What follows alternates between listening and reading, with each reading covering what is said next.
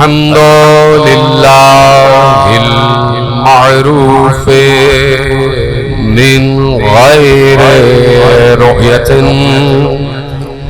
والخالق من غير روية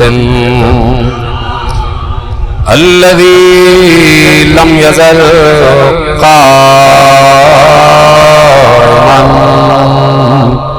دائما إذ لا سماع ذات أبراج ولا ليل داج ولا بحر ساج ولا أرض ذات مهاد ولا خلق ذو اعتماد والصلاة والسلام والتحية والإكرام على نبي الرحمة وخازن المغفرة وقائد الخير والبركة ومنقذ العباد من الهلكة سيدنا ومولانا أبي القاسم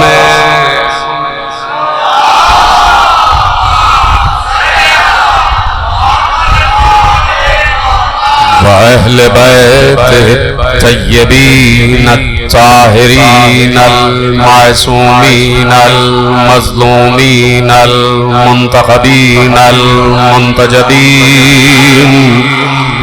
الذين أذهب الله عنهم الرجس وطهرهم تطهيرا.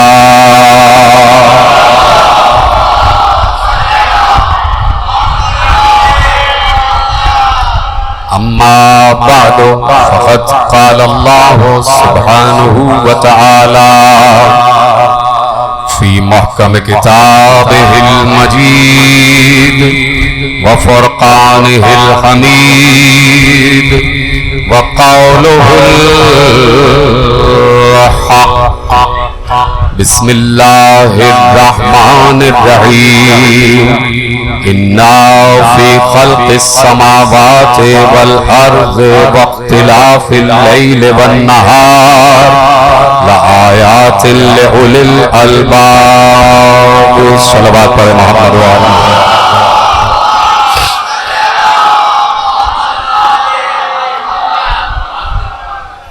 پروردگار عالم کا شکر ہے اور اس کا احسان عظیم ہے اس امر پر کہ اس نے ہمیں عقیل کے بیٹے کے ذریعے سمجھایا کہ اصل مسلم ہوتا کون.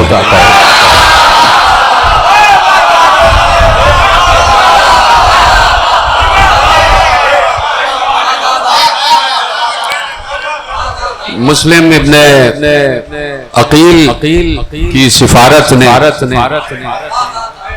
اور ان کی اصطلاحی رسالت نے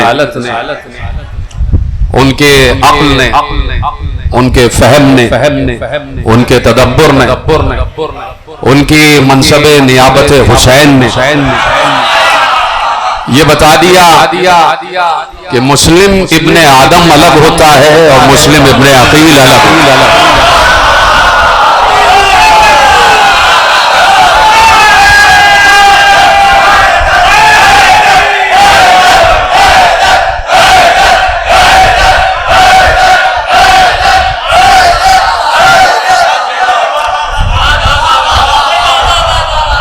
اور پھر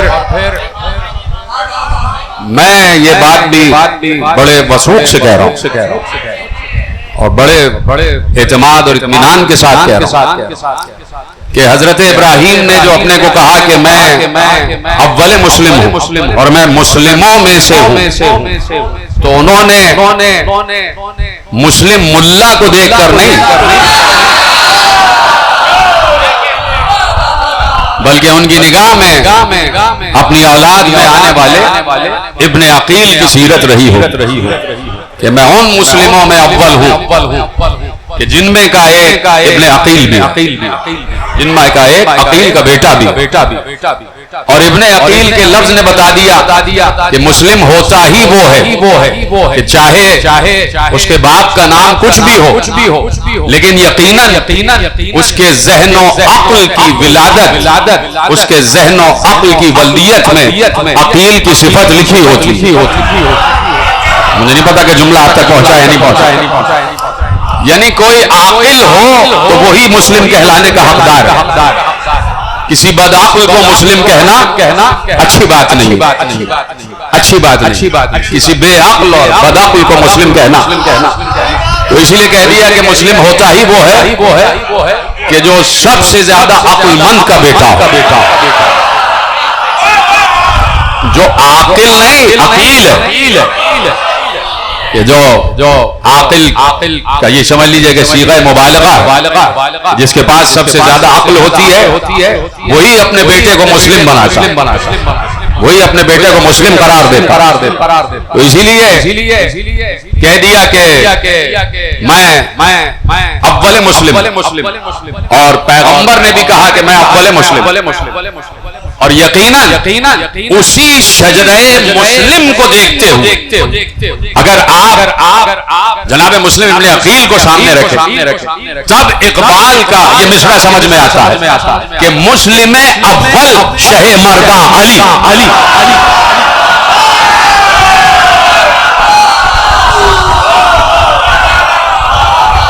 مسلم اول شہ مرداں علی، یعنی مسلم وہی ہو کہ جو مردان خدا میں سے ہو، مسلم وہی ہو جو مرد ہو،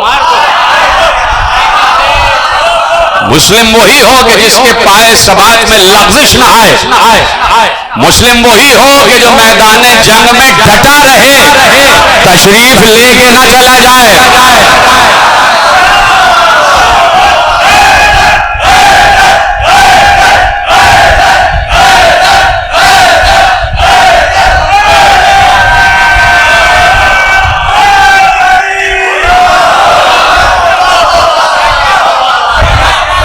توجہ فرما لی نا، تو مسلم ہونا اتنا آسان کام نہیں، یعنی یہاں پر جناب عقیل نے سن 1 ہجری میں پیدا ہونے والے اپنے بچے کا نام مسلم جو رکھا وہ ایسے نہیں رکھا کہ ہم اپنے پیدا ہونے والے بچے کا نام مثلا وکیل رکھ دیں، مثلا عالم رکھ، اور بعد میں جا کے وہ جاہل ہو جائے،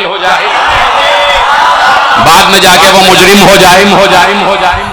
تو یہاں پہ جیسے یہ جملہ آپ کے حوالے کر رہا ہوں، اور میں نے کسی منزل پر کہا تھا کہ نام حسن بھی اسم نہیں ہے، نام حسن صفت ہے، حسین بھی اسم نہیں ہے، حسین بھی صفت ہے، عباس بھی اسم نہیں ہے، عباس بھی صفت ہے۔ تو یہاں تو طریقہ یہ رہا ہے کہ جب بچوں کے نام رکھے جاتے ہیں تو اسم کے طور پر نہیں، صفت کے طور پر رکھے جاتے ہیں۔ تو علی نے رسول کے ذریعے اور رسول نے اللہ کے ذریعے اپنے گھر میں پیدا ہونے والے بچے کا نام حسن رکھ کر بتایا کہ یہ جب سے ہے تب سے حسن ہے اور قیامت تک حسن رہیں گے۔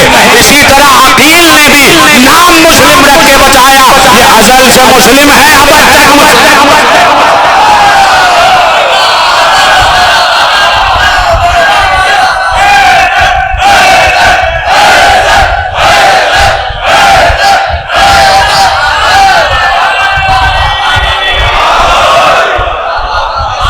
جہاں پیدا ہی مسلم ہو رہے ہوں، دیکھیے پڑھا لکھا مجمع میرے سامنے بیٹھا، مسلم کا مطلب اسلام والا، اسلام کا مطلب سلامتی، اسلام کا مطلب سلامتی، اور یہ لفظ سلامہ جو ہے یہ عربی ہی کا ہے بھئیے، سین لام میم اور سلم اور اسلام اور سلامتی اور مسلم، یہ سارے یہ لفظ سلامتی ہی کو تو ظاہر کرتا بھائی سلام تو اب بات یہ ہے کہ عربی زبان کا لفظ عربی زبان کا لفظ تو عربی زبان کا لفظ عرب بولتے تو ہوں گے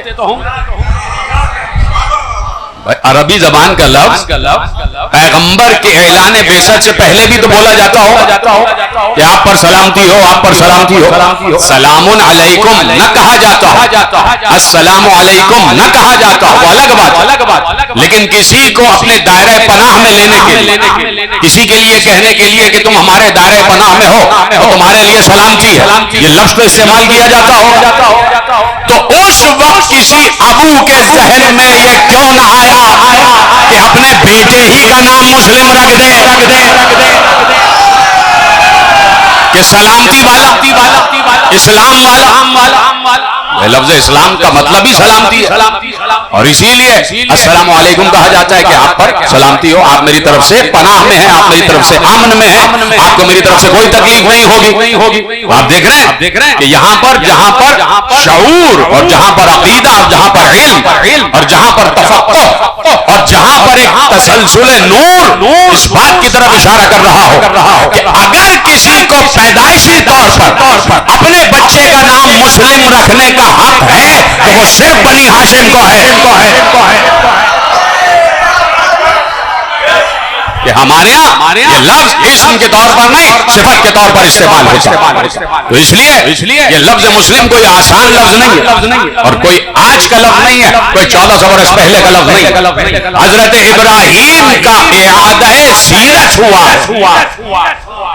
مشکل لفظ میں نے نہیں کہا جناب عقیل پر حضرت ابراہیم کی صفت منکشف تھی صفت ظاہر تھی کہ یہ اسی نسل ابراہیمی میں آ رہا ہے کہ جس کا پہلا ابراہیم رہا ہے جن مسلمانوں کا پہلا ابراہیم رہا ہے اللہ اکبر خود قرآن کہہ رہا ہے کہ بھائی مسلمین مسلمان یہ وہی تسلسل ہے کہ جو جناب ابراہیم سے اب جو میرے ذہن میں گوشہ رہا ہے کاش کہ میں پہنچا سکوں آپ تک نہ پہنچا سکا تو میری غلطی ہوگی آپ کی نہیں کہ یہ وہی تسلسل ہے کہ جو جناب ابراہیم کا کہ جہاں جناب ابراہیم سے لفظ مسلم شروع ہوا کہ جب کعبے کی دیواریں اٹھا رہے تھے تو کہا کہ بھائی میں بھی مسلمان میرا بیٹا بھی مسلمان مسلم ہمیں مسلموں میں قرار دے ہمیں مسلموں میں قرار دے اور جناب رسول خدا نے کہا کہ میں اول مسلم تو یہ وہی تسلسل ہے نا جناب ابراہیم والا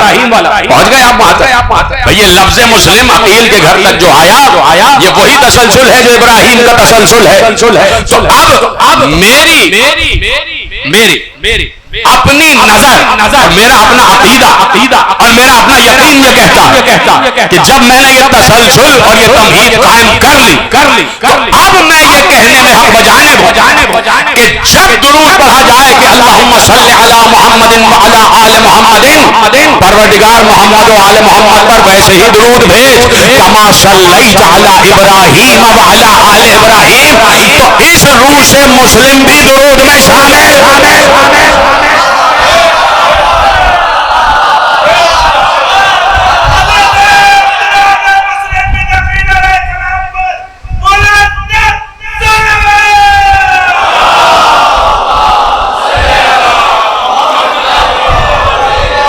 تو دیکھیے لغتی معنی بھی ہے اصطلاحی معنی بھی ہے غلط العوام بھی ہے غلط العام بھی ہے ساری چیزیں اصل لغت میں بہت سے الفاظ ہیں کہ جو آپ دیکھیں تو بظاہر کچھ اور نظر آتا ہے اور اس کے کچھ اور معنی بھی لکھے ہوتے ہیں مثلا ایک لفظ آپ کے حوالے کرتے ہیں کہ بھائی حقدار یہ اردو کا لفظ ہے حقدار یعنی ان کا حق ہے اسے عربی میں محق بھی کہا جاتا میم عالم وقت تشریف فرمائے اور میری بات پر ساتھ فرمائیں محق بھی کہا جاتا ہے یعنی یہ حقدار ہے ان کا حق یعنی حق آ گیا حلبے والی ہے اور قاف اور اس پہ لگ گیا میم جیسے مصر کا مطلب ہوتا ہے اصرار کرنے والا میم صاد رے مصر ہونا یعنی اقرار بار بار اصرار کرنا ٹھیک ہے اسی طرح محق ہے کہ بھائی یہ حق رکھ، اور بھی اس کے کئی معنی ہیں، عربی لغت میں اس کے کئی معنی ہیں، محق کے کئی معنی ہیں، اور وہ وقت نہیں تو میں عرض کرتا ہوں۔ اسی طرح جب معنی بظاہر سامنے آ گئے کہ محق کے معنی ہیں حق والا، جس کا حق ہو، یہ حق رکھتے، لیکن عربی لغت نے کہا کہ محق کے معنی گمراہ کے بھی اور دین سے نکل جانے والے کے بھی اور ہلاک ہو جانے والے کے۔ تو اب دیکھنا یہ ہے کہ صرف کہاں پر ہو رہا، یہ لفظ استعمال کہاں پر ہو رہا، تو استعمال بتاتا ہے کہ کون سے معنی لیے جائیں گے، توجہ فرمائیے، استعمال بتاتا ہے کہ کون سے معنی لیے جائیں گے، بظاہر ہم کچھ اور سمجھ رہے ہیں، لیکن جو محل صرف ہے کہ جس جگہ پہ یہ لفظ استعمال ہو رہا ہے وہ عبارت بتا رہی ہے کہ یہاں کون سے معنی لے جائیں، مشکل بات تو نہیں ہوگا۔ جو محل صرف ہے کہ کہاں پر یہ لفظ استعمال ہو رہا ہے، اس کا پس منظر کیا ہے، کون سی عبارت پیچھے سے چلی آ رہی ہے، تو اب لفظ اسی کے مطابق استعمال ہوگا۔ اسی طرح ایک لفظ ہے اختلاف، ایک لفظ ہے اختلاف، اب کہتے ہیں یعنی اسی سے نکلا ہے مختلف ہونا، کہ بھائی میرے اور آپ کے نظریات مختلف، تو وہ مختلف نے کہا اختلاف کا مطلب دشمنی، اختلاف کا مطلب دشمنی، میرے اور آپ کے نظریات ٹھیک نہیں ہے، میں اور آپ دور ہیں، فلانا ہے، دھماکہ ہے، آپ کا کچھ نظریہ ہے، میرا کچھ نظریہ ہے، توجہ فرمائی نا، آپ کا کوئی اور نظریہ ہے، میرا کوئی اور نظریہ، تو کہا بھائی یہ اختلاف ہے، مختلف ہونا۔ اب زیر اور زبر سے معنی بدل جاتے، زیر اور زبر سے معنی بدل جاتے۔ ایک بار حدیث عالم اسلام میں مشہور ہو گئی، عالم اسلام میں حدیث مشہور ہو گئی، اور مشہور حدیث ہے اور آپ تک پہنچ جائے گی کہ پیغمبر نے ارشاد فرمایا اختلاف امتی رحمہ، میری امت کا اختلاف رحمت۔ یہ صاحب حدیث آ گئی، اختلاف امتی رحمہ، میری امت کا جو اختلاف ہے وہ رحمت ہے۔ اختلاف کے کیا معنی ہوئے؟ جھگڑا۔ اختلاف کے کیا معنی لیے؟ فساد۔ اختلاف کے معنی کیا لیے؟ اختلاف کے معنی کیا لیے؟ دوری۔ اختلاف کے معنی کیا لیے؟ تفاوت افکار، جو بھی آپ معنی لے لیں، تو کہا اختلاف امتی رحمہ، میری امت کا جو اختلاف ہے وہ رحمت۔ پیغمبر کی حدیث آ گئی۔ تو اب پوچھنے والے اس سے پوچھا جائے، پوچھنے والے کو سلام کرو کہ 1400 برس پہلے اس کے ذہن میں یہ سوال آیا اور اس نے ہما شما سے پوچھا نہیں، تشریف لے جانے والوں سے نہ پوچھا، اس نے ان سے پوچھا کہ جن کے قلب پر قرآن نازل ہوا، جن کے ذہن میں جبرائیل اترا، لفظ استعمال کر دیا ہے تو یہی سے بات آگے بڑھ رہی ہے، ان سے پوچھا کہ جن کے ذہن میں جبرائیل اترا، یہ لفظ ذہن میں رکھیے گا، اچانک ذہن میں آیا ہے، تو اب یہی سے بات اپنے موضوع سے متصل ہو رہی ہے، اور معنی آپ کے حوالے کرتا ہوں۔ معصوم سے پوچھا گیا، پوچھنے والے نے کہ مولا یہ حدیث صحیح ہے، اختلاف امتی رحمہ، اختلاف امتی رحمہ، کہا کہ حدیث صحیح ہے، معنی غلط، حدیث صحیح ہے، معنی غلط، اختلاف کے معنی غلط۔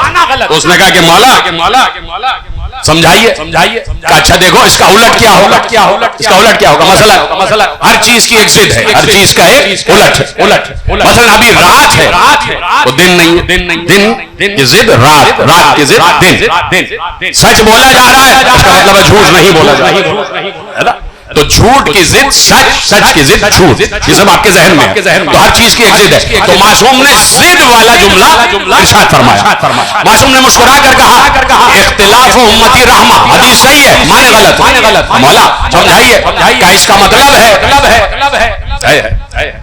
مطلب ہے کہ پیغمبر یہ بتانا چاہ رہے تھے اختلاف کی ضد ہوگی اتفاق، اختلاف کی ضد ہوگی اتفاق، میں نے روکا ہے جان بوجھ کر تاکہ جملہ پہنچ جائے، جیسے میں نے ابھی ضدیں بتائیں، تو اختلاف کی ضد ہے اتفاق، تو معصوم نے مسکرا کر کہا کہ اگر امت کا اختلاف رحمت ہے تو اس کا مطلب ہے کہ اتفاق امت غضب ہے۔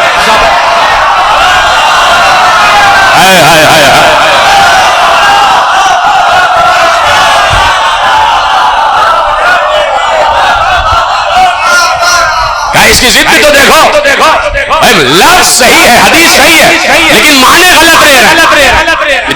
جیسے علی مہربان میں کھڑے ہوئے میں مہربان میں علی, اور وہاں سے نعرے بلند ہو رہے الحکم للہ الامر للہ, حاکم بھی اللہ ہے اور امر والا بھی اللہ. تو لوگوں نے علی سے کہا کہ مولا وہ تو اللہ کو مان رہا ہے. کہا لفظ صحیح ہے, معنی غلط ہے. کہا ان کی نیت غلط, ان کی نیت غلط ہے. سمجھ گیا؟ تو کہا حدیث صحیح ہے لیکن معنی اختلاف کے غلط. کہ مولا سمجھائیے. تو مولا نے آیت پڑھی سورہ آل عمران. کہ آیت کیا ہے؟ اِنَّا فِي خَلْقِ السَّمَاوَاتِ وَالْأَرْضِ وَاخْتِلَافِ اللَّيْلِ وَالنَّهَارِ لآیات لأولی الالباب. کہا کہ اِنَّا فِي خَلْقِ السَّمَاوَاتِ وَالْأَرْضِ, اللہ کہہ رہا ہے آسمان کی خلقت اور زمین کی خلقت اور رات اور دن کے آنے جانے میں اللہ کی نشانیاں ہیں. کہا اختلاف کے معنی جھگڑا نہیں, اختلاف کے معنی آنا جانا. کہا مولا ارشاد فرمائیے. کہا رسول یہ بتا رہے تھے کہ اگر امت ہمارے پاس آتی جاتی رہے گی تو اختلاف.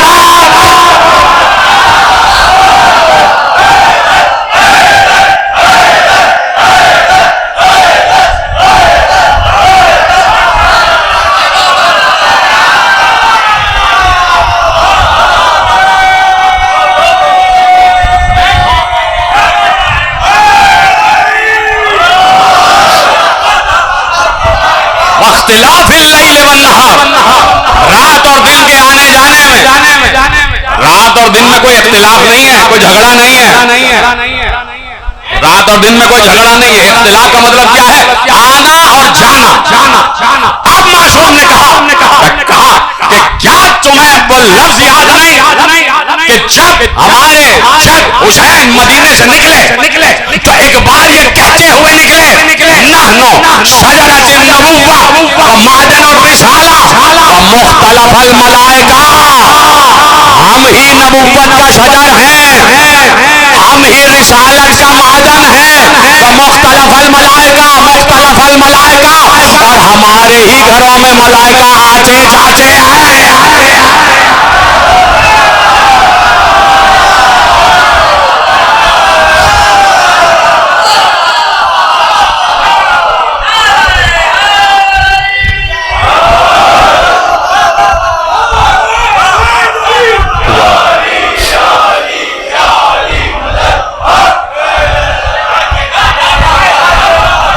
ہمارے ہی گھروں ہمارے شہروں میں ملائکہ آتے جاتے ہیں. کا اختلاف اور مختلف کا مطلب آنا اور جانا. امت نے غلط مطلب لیا ہے. اب امت کی نیت اس کے پیچھے چھپی ہوئی ہے کہ حدیث پر قابو نہ آیا تو معنی پر قابو پا لیا. حدیث قابو میں نہ آئی تو معنی بدل دی. تو جو جس زبان سے حدیث صادر ہو رہی ہے اسی زبان سے تو آیتیں بھی صادر ہوئی, اسی زبان سے آیتیں بھی صادر. تو آپ دیکھیے 1400 برس ایک لفظ کے معنی کہ جو نیت پیغمبر میں تھے اس کو یکسر پلٹ کے رکھ دیا کہ نہیں. تو جو اس زبان رسالت کے معنی پر تصرف کر سکتا ہے کہ جو معنی حدیث کے ذریعے سے سامنے آ رہے ہیں, تو کیا اس نے قرآن کی آیتوں کے معنی میں تصرف نہ کیا ہوگا؟ ارے بڑی ادب سے جملہ کہا ہے. کیا قرآن کی آیتوں کے معنی میں تصرف نہ ہوا ہوگا؟ کیا آیتوں کے معنی نہ بدل دیے گئے ہوں گے؟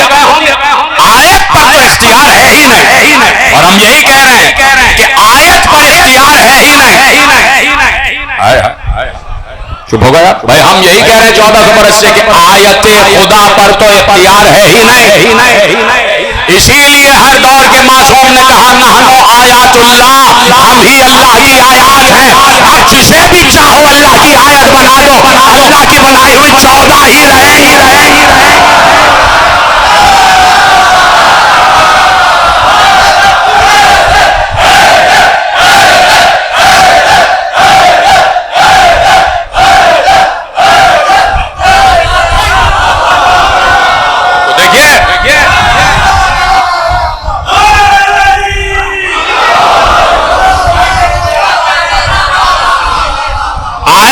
تصرف ہے نہیں.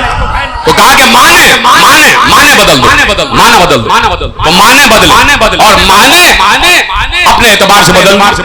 دیکھیے یقینا قرآن کی آیت ہے, میں ترجمہ آپ کے حوالے کر رہا ہوں کہ اللہ اپنے اولیاء پر وحی کرتا ہے اور شیطان اپنے اولیاء پر وحی کرتا ہے. لفظ اولیاء استعمال ہوا. لفظ اولیاء شیطان اپنے اولیاء پر اور اللہ اپنے اولیاء پر. اولیاء جمع ہے ولی کی, تو کچھ اللہ کے ولی بھی ہیں, کچھ شیطان کے ولی بھی ہیں. فیصلہ تو کرو, ولی اللہ کون ہے, ولی الشیطان.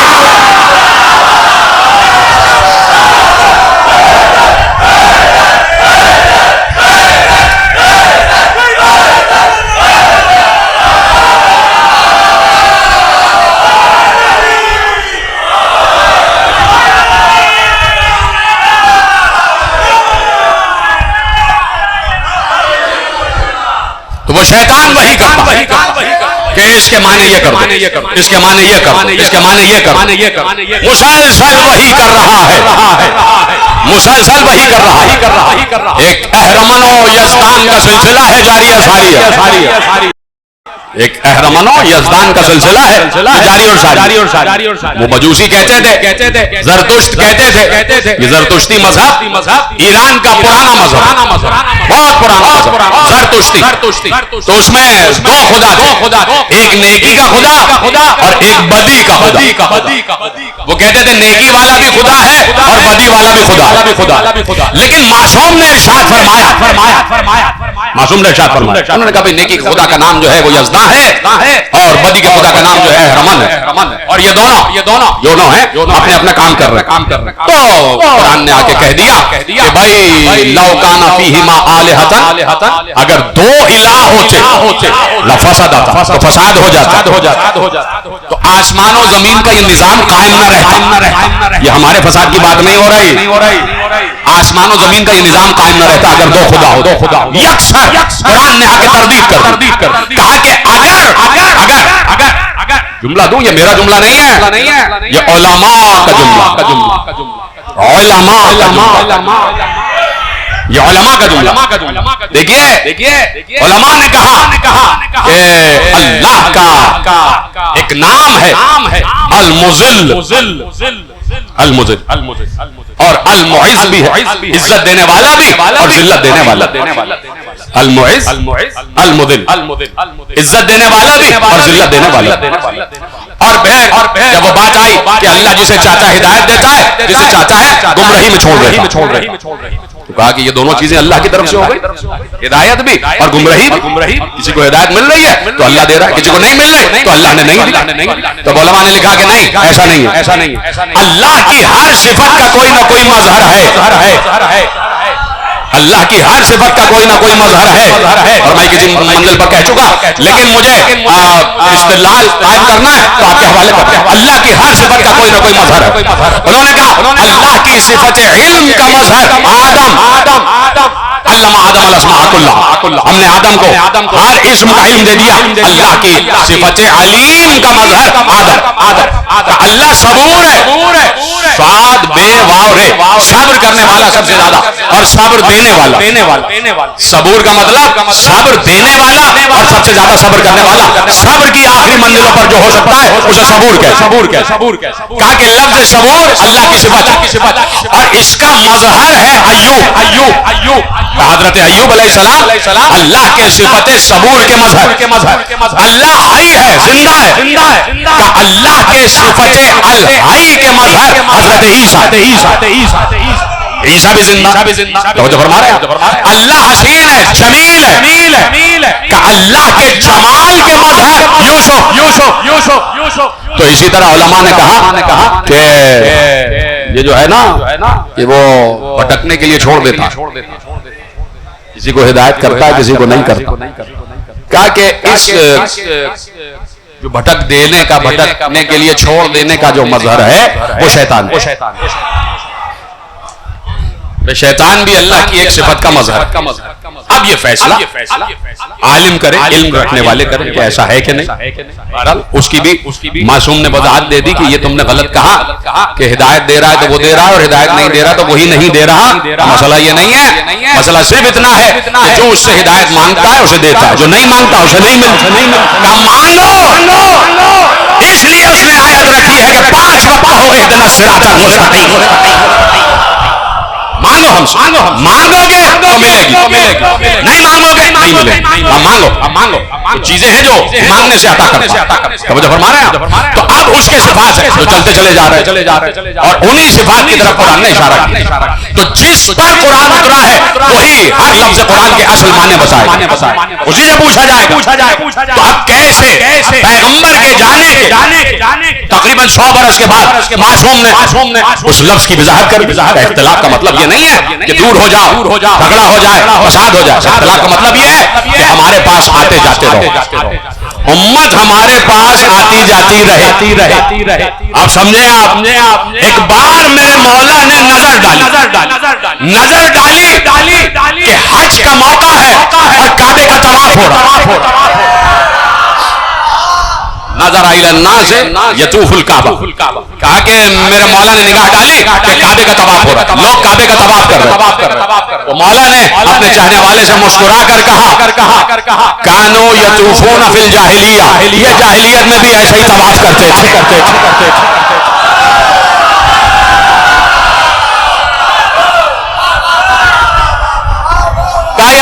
جاہلیت کے دور میں بھی ایسے ہی طواف کرتے.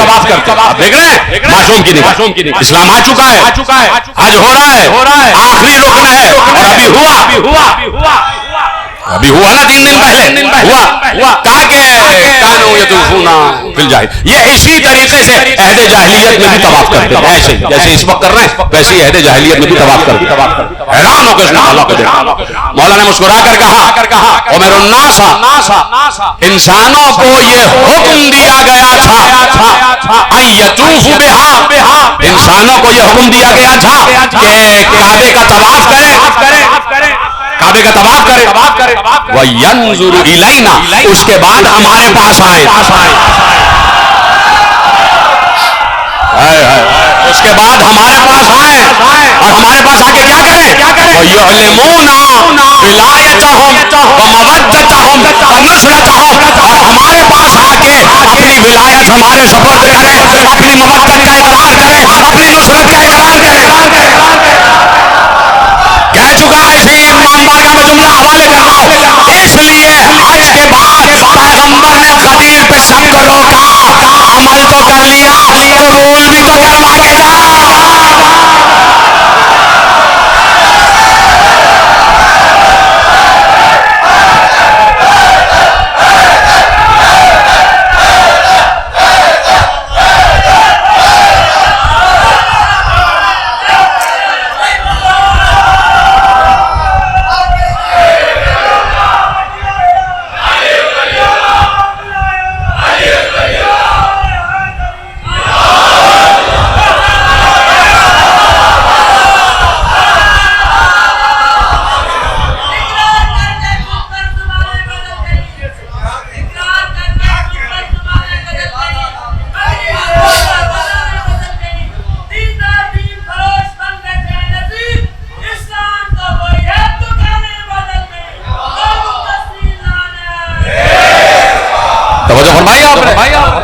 کہا کہ قبولیت اعمال بھی تو کر کے جاؤ.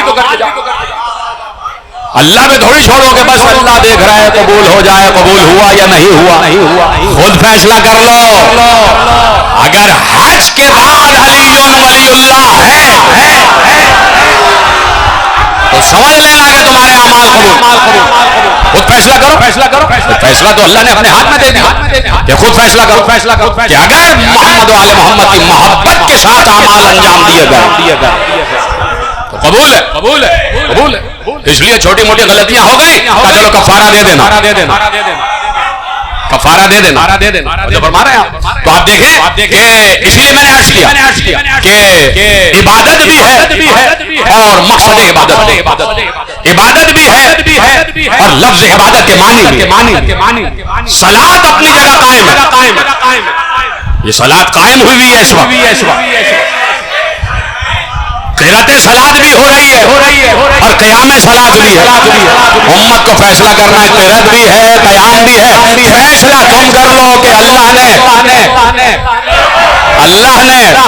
یہ کہا ہے کہ نماز کی قرات کرو یا یہ کہا ہے کہ نماز قائم کرو.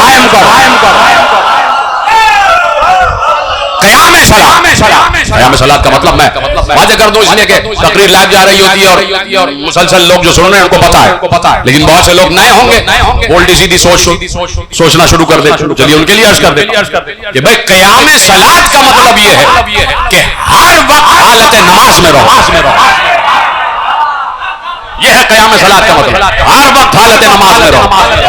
کیا مطلب ہر وقت حالت نماز میں رہو؟ کیا مطلب ہر وقت حالت نماز میں رہنے کا مطلب یہ ہے کہ جس وقت نماز پڑھتے ہو تو اس وقت جھوٹ نہیں بولتے, ڈاکہ نہیں ڈالتے, چوری نہیں کرتے, غصب نہیں کرتے, کسی کے باغ پر قبضہ نہیں کرتے, کسی کو تنگ نہیں کرتے, ڈاکہ نہیں ڈالتے, سازشیں نہیں کرتے, شریر اندوزی نہیں کرتے, قتل نہیں کرتے. یہ ساری چیزیں نہیں کرتے جس وقت نماز پڑھ رہے ہوتے ہو. تو قیام صلاۃ کا مطلب یہ ہے ہر وقت حالت نماز میں رہو. بڑا جملہ میں نے کہا میرے قیام صلاۃ کا یہ مطلب کہ ہر وقت حالت نماز میں رہو.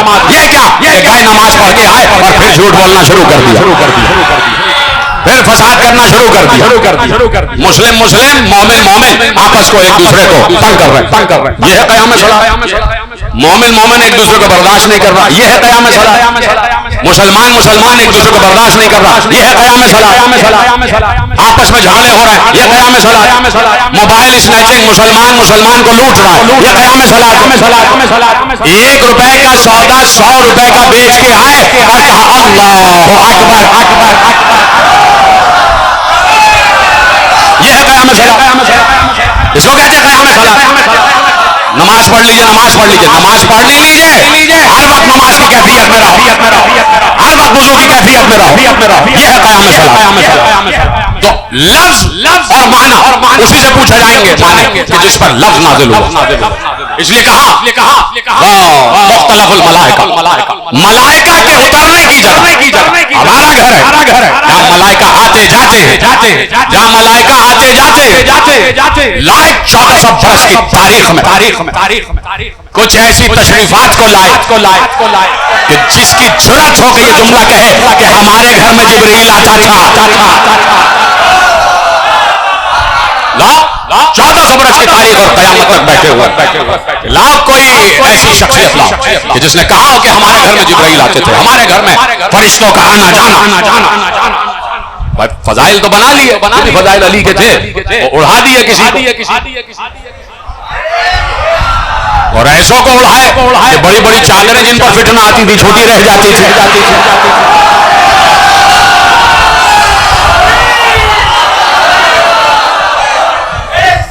کر لیجیے جاؤ, لیکن یہ جملہ آپ نہیں لا سکتے کہ ہمارا گھر محبت وحی ہے, ہمارے گھر پر ملائکہ اترتے وہ ملائکہ اترتے ہیں, ہمارے گھر پر اترتے ہیں. مختلف الملائکہ ہمارا گھر ہے کہ جہاں ملائکہ اترتے نہیں, آتے ہیں اور جاتے.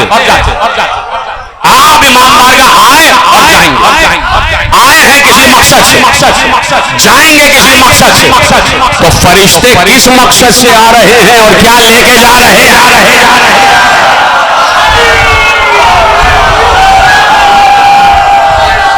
کس لیے آ رہے ہیں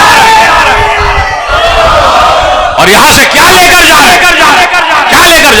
نہیں بتاؤں گا. اور اس عہد جدید کے ایک بڑے عالم کے حوالے سے جملہ کے حوالے کر اور کتاب کا نام بھی بتا دوں کہ اپنا بہت اس وقت عالم اور اسی نسل سے ہیں جس سے جابر بن عبداللہ انصاری کہ ابراہیم انصاری البحرانی, ان کی کتاب شرح اذن الدخول,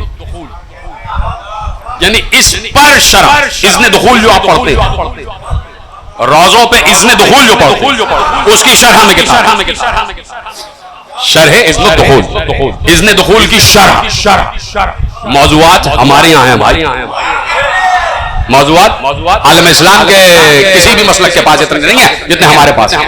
جو اتنے دخول آپ لیتے ہیں، ادخلوا یا اللہ، ادخلوا یا رسول اللہ، ادخلوا یا علی ابن ابی طالب، ادخلوا یا فاطمہ الزہرا، یہ سارا اذن دخول جو آپ لیتے ہیں روزوں میں. اور اس میں جو الفاظ ہیں تو میں نے ابھی شروع کے الفاظ بیان کیے، ابھی آگے بات آئی. تو ملائکہ آ رہے ہیں اور جا رہے ہیں. یہ ملائکہ کیوں آ رہے ہیں اور کیوں جا رہے ہیں؟ یہ ملائکہ آ جا کیوں رہے ہیں؟ یہ پڑھیے کہ صحیفہ کاملہ، صحیفہ سجادیہ، زبور آل محمد، امام زین العابدین علیہ الصلوۃ والسلام. آئیے ادھر آجائیے. اور امام نے جو اپنی دعائیں، یہ زبور آل محمد ہے، زبور آل محمد. دیکھ رہے ہیں کہ کسی کی دعاؤں کو یہ شرف بھی حاصل نہ ہوا کہ اس کے لب سے نکلے ہوئے الفاظ کو ان الفاظ سے نسبت دے دی جائے جو اس کی زبان سے ادا ہوئے ہیں. کسی کی دعا کو یہ شرف حاصل نہ ہوا. یہ صرف آئمہ رسول کا چوتھا نائب ہے.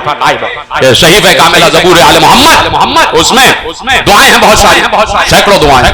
یعنی چاند کو نکلتا دیکھو تو دعا، ہوائیں تیز چل رہی ہیں تو دعا، طوفان کے آثار آ گئے دعا، مشکل پریشانی ہے دعا، سورج گرہن میں یہ دعا، چاند گرہن میں یہ دعا، عید کے دن یہ دعا، بقرعید کے دن یہ دعا. لیکن عید و بقرعید میں دعا کے ساتھ ساتھ شکوہ بھی ہے. پروردگار یہ ہمارا حق تھا، شکوہ بھی. تو اسی میں ایک دعا ہے اور اس دعا میں میرے مولا نے ملائکہ کا تعارف کرا. وہ ملائکہ جو حاملین عرش ہیں اور اللہ کے ملائکہ، ان کا تعارف و تعریف اور ان پر درود بھیجا. میرے مولا نے اللہ سے کہا پروردگار درود بھیج اس ملک پر، اس ملک پر، اس ملک پر، اس ملک پر. بڑی عجیب دعا. تو اس میں مولا نے اللہم پروردگار رحمت بھیج، رحمت بھیج، رحمت بھیج، رحمت بھیج. ایک بار کا اللہم حملۃ العرش، پروردگار ان پر درود بھیج، ان ملائکہ پر درود. توجہ ہے، تیار ہے سننے کے لیے؟ اپنے دائرہ وقت میں گفتگو کامل کرنا، لیکن ایک موضوع ابھی چھیڑا ہے اور اس کو کامل کروں گا 5 یا 7 منٹ، اور میرا ساتھ دیں گے آپ جیسے دے رہے ہیں. حملۃ العرش، پروردگار ان ملائکہ پر درود بھیج کہ جنہوں نے عرش کو اٹھایا ہوا، جنہوں نے عرش کو اٹھایا ہوا.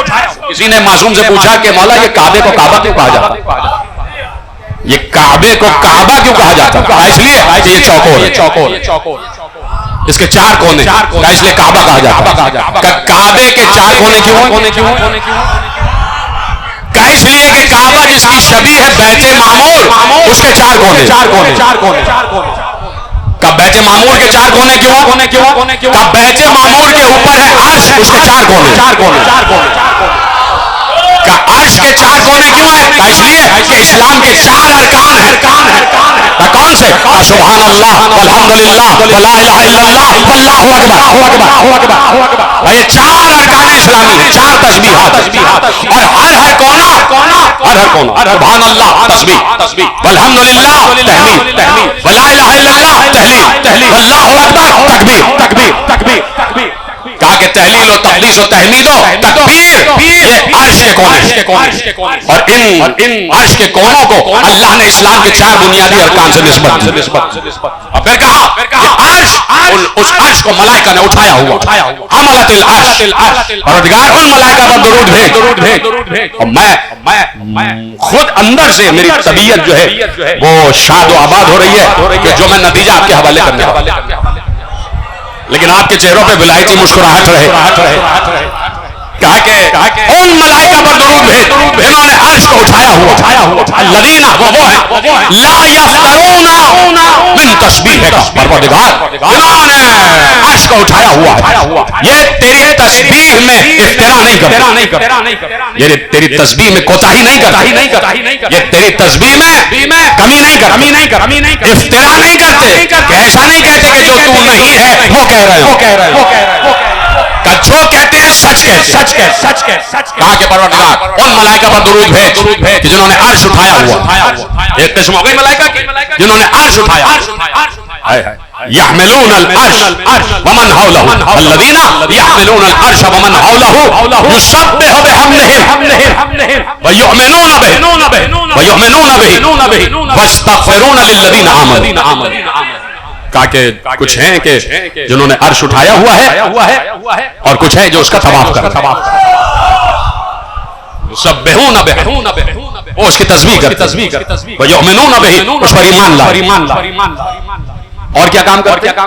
جن ملائکہ نے عرش کو اٹھایا ہوا ہے وہ اللہ کی حمد بیان کرتے ہیں, وہ اللہ پر ایمان بھی رکھتے ہیں. اور تیسرا کام کرتے ہیں وہ استغفار کرتے ہیں. لیکن استغفار کس کے لیے کرتے ہیں؟ للذین آمنوا. وہ ایمان والوں کے لیے استغفار کرتے ہیں. کہا ان پر درود بھیج کہ جنہوں نے تیرا عرش اٹھایا.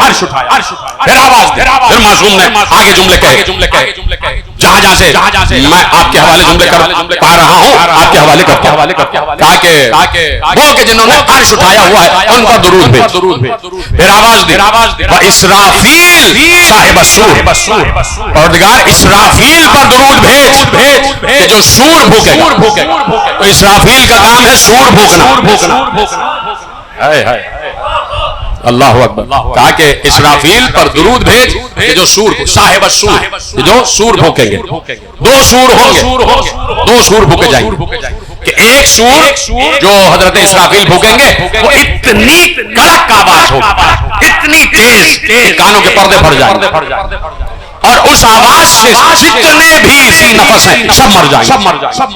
پھر دوسرا سور بھونکا جائے گا, وہ سور حیات ہو.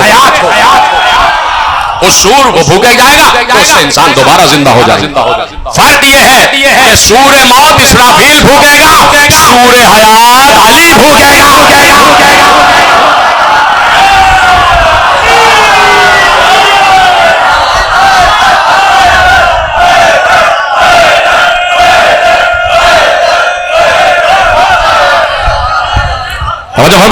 اتنی تیز اور کڑکدار آواز لوگوں کے دل دہل جائیں گے, پچے پھٹ جائیں گے, دل ٹکڑے ہو جائیں گے, موت واقع ہو جائے. وہ کون بھونکے گا؟ اسرافیل. اسرافیل کا کام ہے سور بھونکنا. اور کہا کہ پروردگار وہ تیرے اذن کے انتظار میں. اللہ اکبر. ینتظر الاذن منک, وہ تیری طرف سے اذن کے انتظار میں کہ تو کہے گا تو سور بھونکے گا. وہ تیری طرف سے اذن کے انتظار میں ہے. کون؟ اسرافیل. اب سمجھ میں آیا اسرافیل بھی منتظر ہے.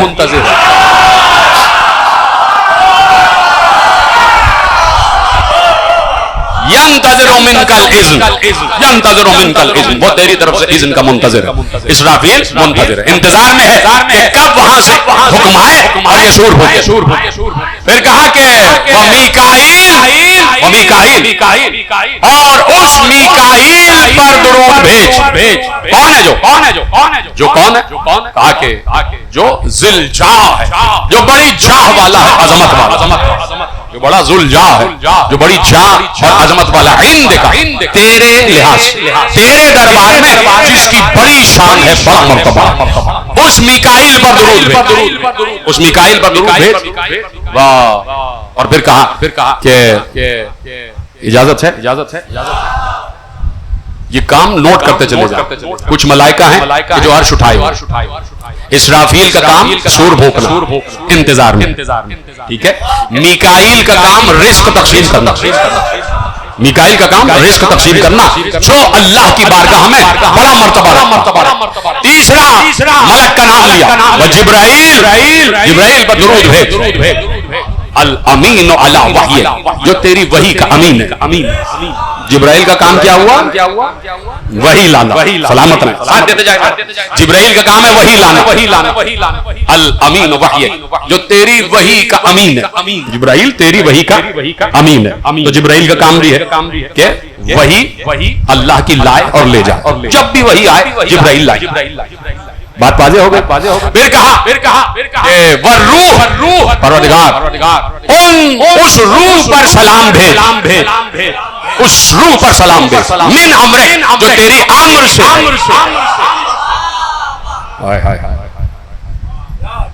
میں سوچ رہا ہوں میں پڑھوں یا نہیں پڑھوں اگر آپ تھوڑا وقت دیں گے کہ میرے ذہن میں ابھی ایک مولا کا ایک خطبہ آیا اور میں بہت چند الفاظ میں اس کی تشریح کرتا ہوں. کہا کہ والروح اس روح پر درود بھیج ہوا علی ملائکۃ الحجب وہ روح کہ جو حجابات کے ملائکہ سے بھی بلند ہے. لوں آپ کے 5 وقت لے لوں اگر آپ کی اجازت. وہ روح اس روح پر درود بھیج جو حجابات کے ملائکہ سے بھی بلند ہے.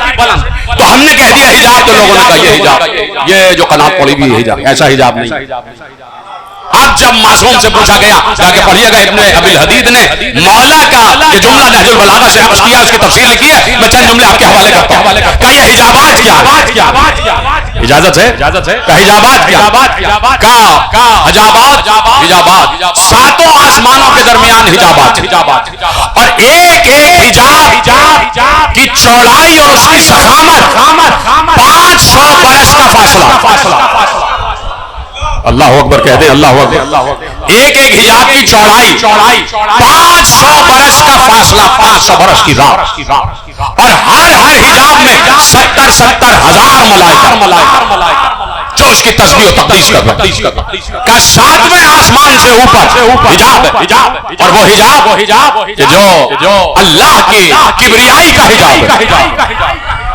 اس حجاب میں 70,000 ملائکہ اور کائنات میں اولین اور آخرین میں ثقلین ملا کے جتنے ثقلین ملا کے سب کی قوت ہو سکتی ہے وہ ایک ملک کے پاس ہے. ثقلین میں ملا کے جتنی قوت ہو سکتی ہے وہ ایک ملک کے پاس. اور کہا اس کے بعد حجاب کبریا ہے. وہ حجاب کبریا جو پہلے 7ویں آسمان سے لے کے حجاب کبریا کا فاصلہ 70,000 برس کا فاصلہ. پھر کہا کہ وہاں 70,000 ملائکہ رہ رہے ہیں. پھر اس کے بعد حجاب عزت شروع ہوتا. حجاب کبریا اور حجاب عزت میں 1000 برس کا فاصلہ اور اس حجاب میں بھی مزید ہزاروں حجاب اور ہر حجاب کے درمیان 500 برس کا فاصلہ.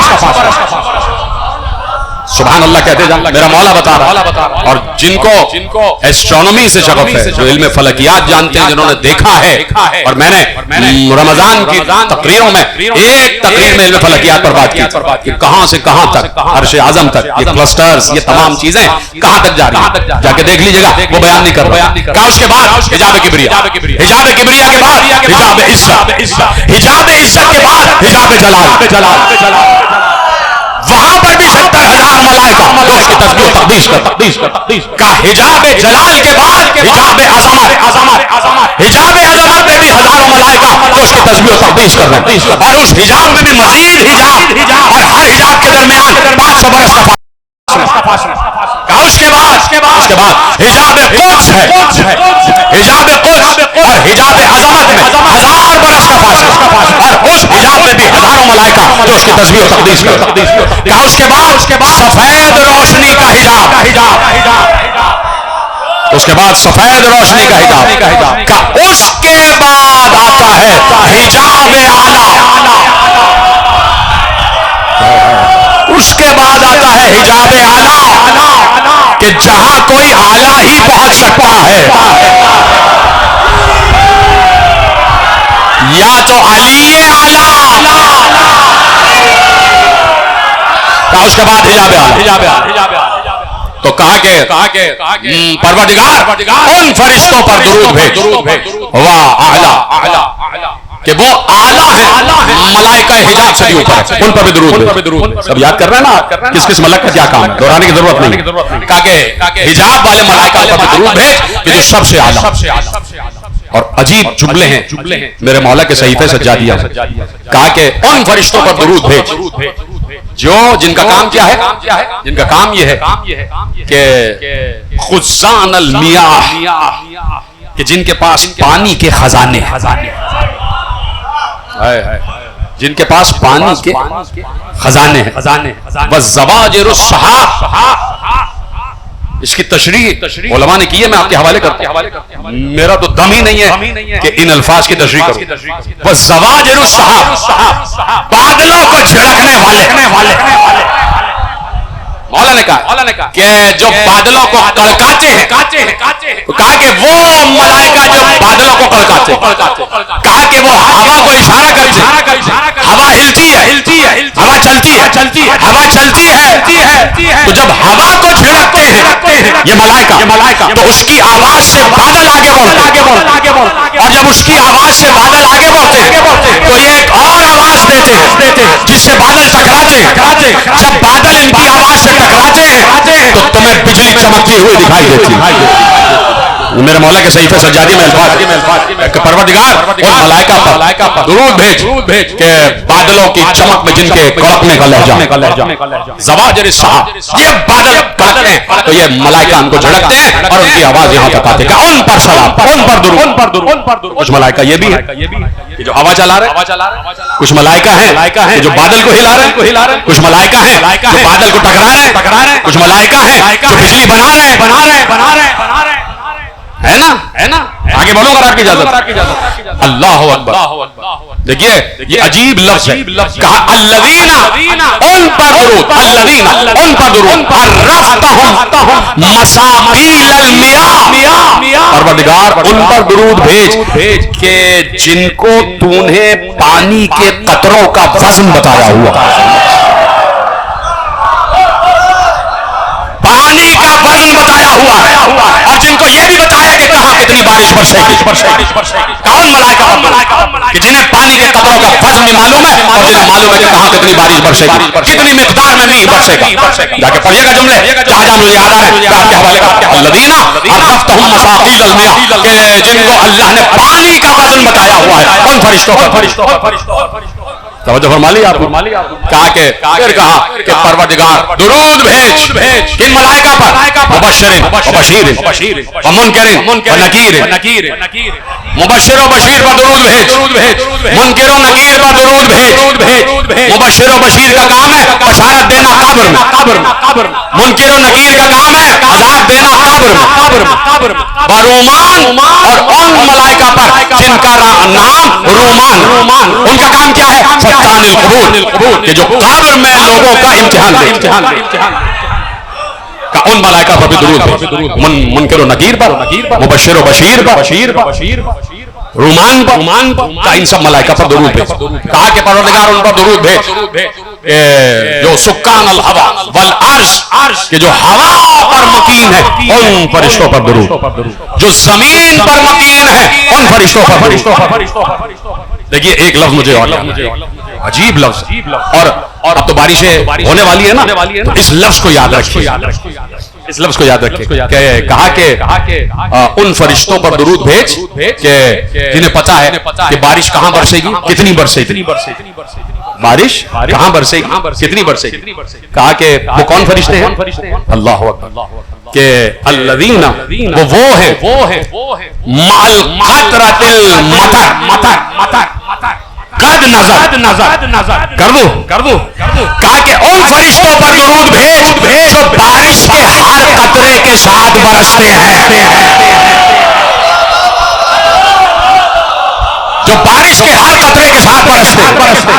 قد نزل، جو بارش کے ہر قطرے کے ساتھ برستے ہیں. اور ان فرشتوں پر درود بھیج والقوام فی خزائن المیاہ، فی خزائن الریاح، اور ان ملائکہ پر درود بھیج کہ جن کے پاس ہوا کے خزانے، جن کے پاس ہوا کے خزانے. والمتوکلین بالجبال، اور ان ملائکہ پر درود بھیج کہ جو پہاڑوں پر موکل بنے ہوئے، جو پہاڑوں پر موکل بنے ہوئے ہیں کہ پہاڑ اپنی جگہ نہ چھوڑیں، پہاڑ اپنی جگہ نہ چھوڑیں. یہ سب آپ نے نوٹ کر لیا. اب اجازت ہے بات آگے بڑھائیں گے. عرش اٹھانے والے ملائکہ پر درود، ملائکہ ہیں جنہوں نے عرش اٹھایا ہوا ہے. اسرافیل پر درود جو سور بھونکنے کے انتظار میں، میکائیل پر درود جو رزق بانٹتا ہے، اور روح پر درود کے جو حجاب سے بھی اعلیٰ ملائکہ ہیں ان پر درود، مبشر پر درود، بشیر پر درود، منکر پر درود، نکیر پر درود، رومان پر درود، بارش برسانے والے ملائکہ پر درود، ہوا چلانے والے ملائکہ پر درود، بجلی کڑکانے والے ملائکہ پر درود، غلہ اگانے والے ملائکہ پر درود، ہوا میں رہنے والے ملائکہ پر درود، زمین پر رہنے والے ملائکہ پر درود، پانی میں رہنے والے ملائکہ پر درود، ہر انسان کے ساتھ رہنے والے ملائکہ پر درود، ہر پتے پر ایک ملک موکل ہے ان سب پر درود. اتنے کام توجہ فرمائی. آپ ان عالم کا جملہ آپ کے حوالے کرتا ہوں. یہ ہوتے ہیں علماء جن کی میں بات کرنے جا رہا ہوں. ابراہیم انصاری وہ لکھتے ہیں اپنی کتاب شرح اذن الدخول میں کہا کہ سنو یہ جو ملائکہ آتے ہیں جو معصوم نے کہا مختلف الملائکہ ہمارا گھر ہے کہ جہاں ملائکہ آتے جاتے ہیں. کہا کہ تم کیا سمجھتے ہو یہ کس لیے آتے ہیں؟ یہ کس لیے آتے ہیں؟ انہوں نے کہا کہ کیا اس لیے آتے ہیں کہ سلام کریں للسلام سلام کرنے آتے للتہنیہ کیا تہنیت دینے آتے وعرض الاعمال فقط کیا اس لیے آتے ہیں کہ انہیں سلام کریں انہیں مبارکباد پیش کریں یا ان کے سامنے اعمال پیش کریں؟ لیس کذالک وہ کہتے ہیں اقول لیس کذالک میں کہتا ہوں ایسا نہیں ہے. اللہ کہا کہ کیا تم سمجھتے ہو یترددون لفظ استعمال کیا گیا ملائکہ ان کے پاس آتے ہیں کیا صرف سلام کے لیے یا صرف مبارکباد کے لیے کیا اعمال پیش کرنے کے لیے؟ اقول لیس کذالک میں کہتا ہوں ایسا نہیں ہے. پھر کیا ہے؟ خود کہتے ہیں بل للملائکہ تأتی الیہم نہیں بلکہ ملائکہ ان کے پاس اس لیے آتے ہیں لتکتسب الاذن والحکم فی تدبیر العوامر تاکہ ان سے ہر چیز کا اذن لے کر جائیں. بارش برسانی ہے غلہ اگانا ہے آپ کا اذن ہے.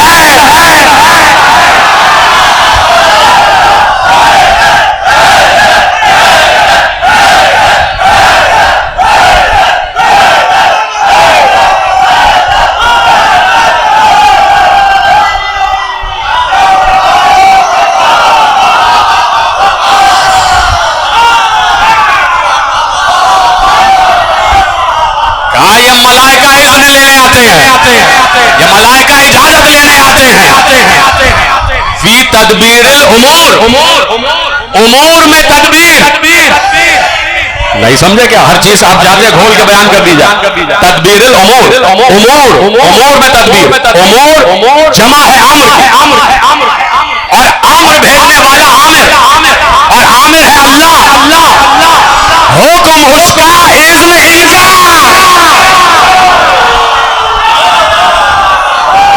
عامر وہاں سے آئے کیسے بارش برسانا کیسے غلہ اگانا کیسے ہوا چلانا کہاں بارش برسانا یہ عالم وقت کا جملہ عالم وقت کا جملہ. انہوں نے کہا کہ وہ آتے ہیں تو اجازت لینے آتے اذن لینے آتے کہ کہاں کب بارش برسائی جائے کہاں کب غلہ اگایا جائے کہاں کب بارش برسائی جائے ہوا چلائی جائے. اور پھر یہ بھی تو پوچھتے ہوں گے اس کو اولاد دے یا نہ دے. دیکھیے مجھے ختم ہو رہی ہے بات. صحیح مسلم کی ایک روایت مسلم اور ہم صحیح مسلم کا ذکر کر رہے ہیں. صحیح مسلم کا ذکر کر رہے ہیں تو صحیح مسلم کی مجھے روایت یاد آ گئی. وہ کہتے ہیں کہ پیغمبر حضرت ابو ذر کی روایت حضرت ابو ذر سے روایت کہ وہ کہتے ہیں کہ میں نے پیغمبر سے سنا کہ جب نطفے کو رحم مادر میں 42 راتیں گزر جاتی سنتان بل 40 لیلہ کہ جب رحم مادر میں نطفے کو 42 راتیں گزر جاتی 40 + 2 42 راتیں گزر جاتی ہیں. بعث اللہ الملک الیہ تو اللہ ایک ملک کو ادھر بھیجتا ہے. ایک ملک کو اللہ بھیجتا ہے رحم مادر میں اللہ ایک ملک کو بھیجتا ہے. تو وہ کیا کرتا ہے فصورہ وہ وہاں پہ اس کی تصویر بناتا ہے. وہ وہاں پہ اس کی تصویر بناتا ہے. جملہ میرے ذہن میں تھا اور یہ اچھا ہوا کہ مجھے روایت یاد آ گئی. اب جملے کو میں روایت سے ملاؤں گا تو آپ حضرت طبیعت بتائیں. فصورہم تو پھر وہ ان کی تصویر بناتا وخلق اور پھر وہ تخلیق کیا کرتا ہے بصرہ سمعہم ان کی آنکھیں بناتا ہے ان کے کان بناتا ہے وجلدہ اس کی جلد بناتا ہے ولحمہ اس کا گوشت بناتا ہے اور دیگر چیزیں اور پھر وہ پوچھتا ہے یا رب پروردگار بتا ذکر ام انثی اب بتا اسے مرد بنانا ہے یا عورت. ہائے ہائے پہنچ گئے تو سلامت رہیں.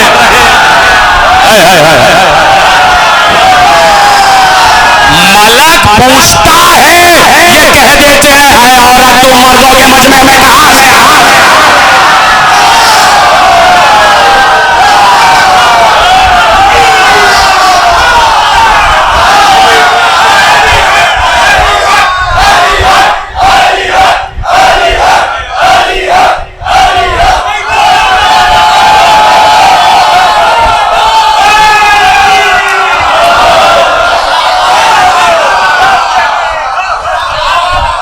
اچھا جو آ رہا ہے ذہن میں وہ بیان کر دیتا ہوں. اس لیے کہ میں نے اکثر یہ نوٹ کیا ہے کہ کچھ چیزیں میں وقت کی کمی کے باعث روک لیتا ہوں تو وہ بعد میں بھی پھر رک جاتی ہے پھر بیان ہی نہیں ہو پاتی. وہ کہا کہ بھائی وہ ملک پوچھتا ہے کہ پروردگار لڑکا بنانا ہے یا لڑکی. کہا کہ فیقضی ربک ما شاء بس اللہ کی جو قضا ہوتی ہے وہ اس کو بیان کر دیتا ہے. ویکتب الملک اور ملک لکھ لیتا ہے. یہ سب رحم مادر میں ہو.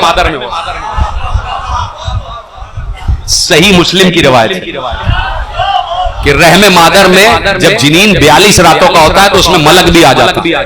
نظر آتا ہے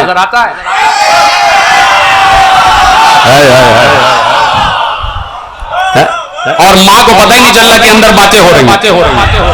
یعنی ایک قبر بنی جس میں ملائکہ بات کر رہے توجہ فرما رہے.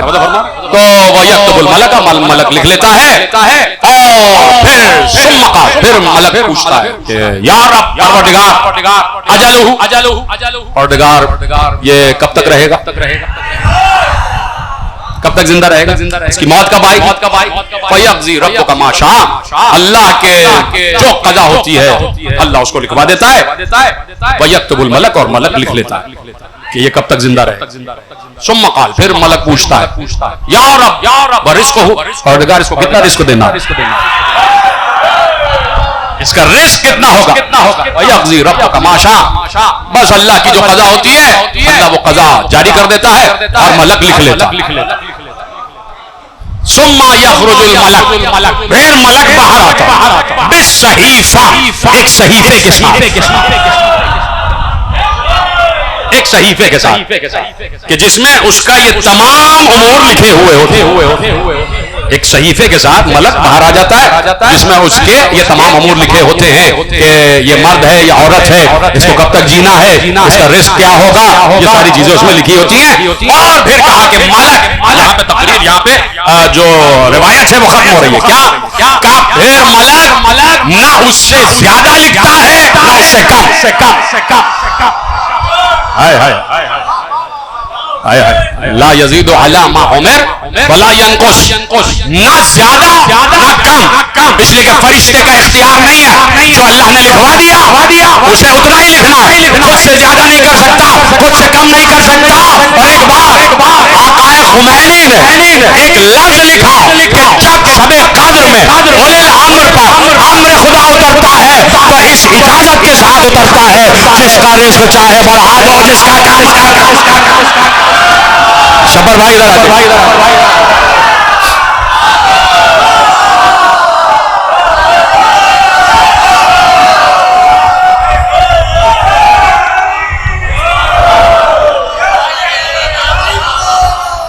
ایسے ان کے ساتھ کہا کہ جو خمینی صاحب نے لکھا ہے کہ اولی الامر کے پاس شب قدر میں یہ اختیار ہوتا ہے کہ چاہے تو وقت کی رفتار بڑھا دے چاہے تو وقت کی رفتار کو کم کر دے. یہ بھی عالم نے لکھا. یہ بھی تو علماء ہے. ایسے علماء کا میں ذکر کرنا فخر سمجھتا ہوں. توجہ فرما رہے ہیں. تو یہ ہے اختیار، یہ ہے اختیار. اور اس لیے کہا کہ اب تو سمجھو اختلاف امتی رحمہ. امت اس وقت تک رحمت میں رہے گی جب تک ہمارے پاس آتی جاتی رہے. بتا دو پاکستان سے لے کے ہندوستان، ہندوستان سے لے کے شام، شام سے لے کے مصر، مصر سے لے کے بحرین، بحرین سے لے کے عراق، عراق سے لے کے ایران، ایران سے لے کے آذربائیجان، اور جہاں تک اسلامی مملکت ترکیہ تک پھیلی ہوئی ہے، سب کو بتا دو اس لیے کاٹے جا رہے ہو، اس لیے مارے جا رہے ہو، اس لیے ذلیل ہو رہے ہو کہ یہاں نہیں آ رہے.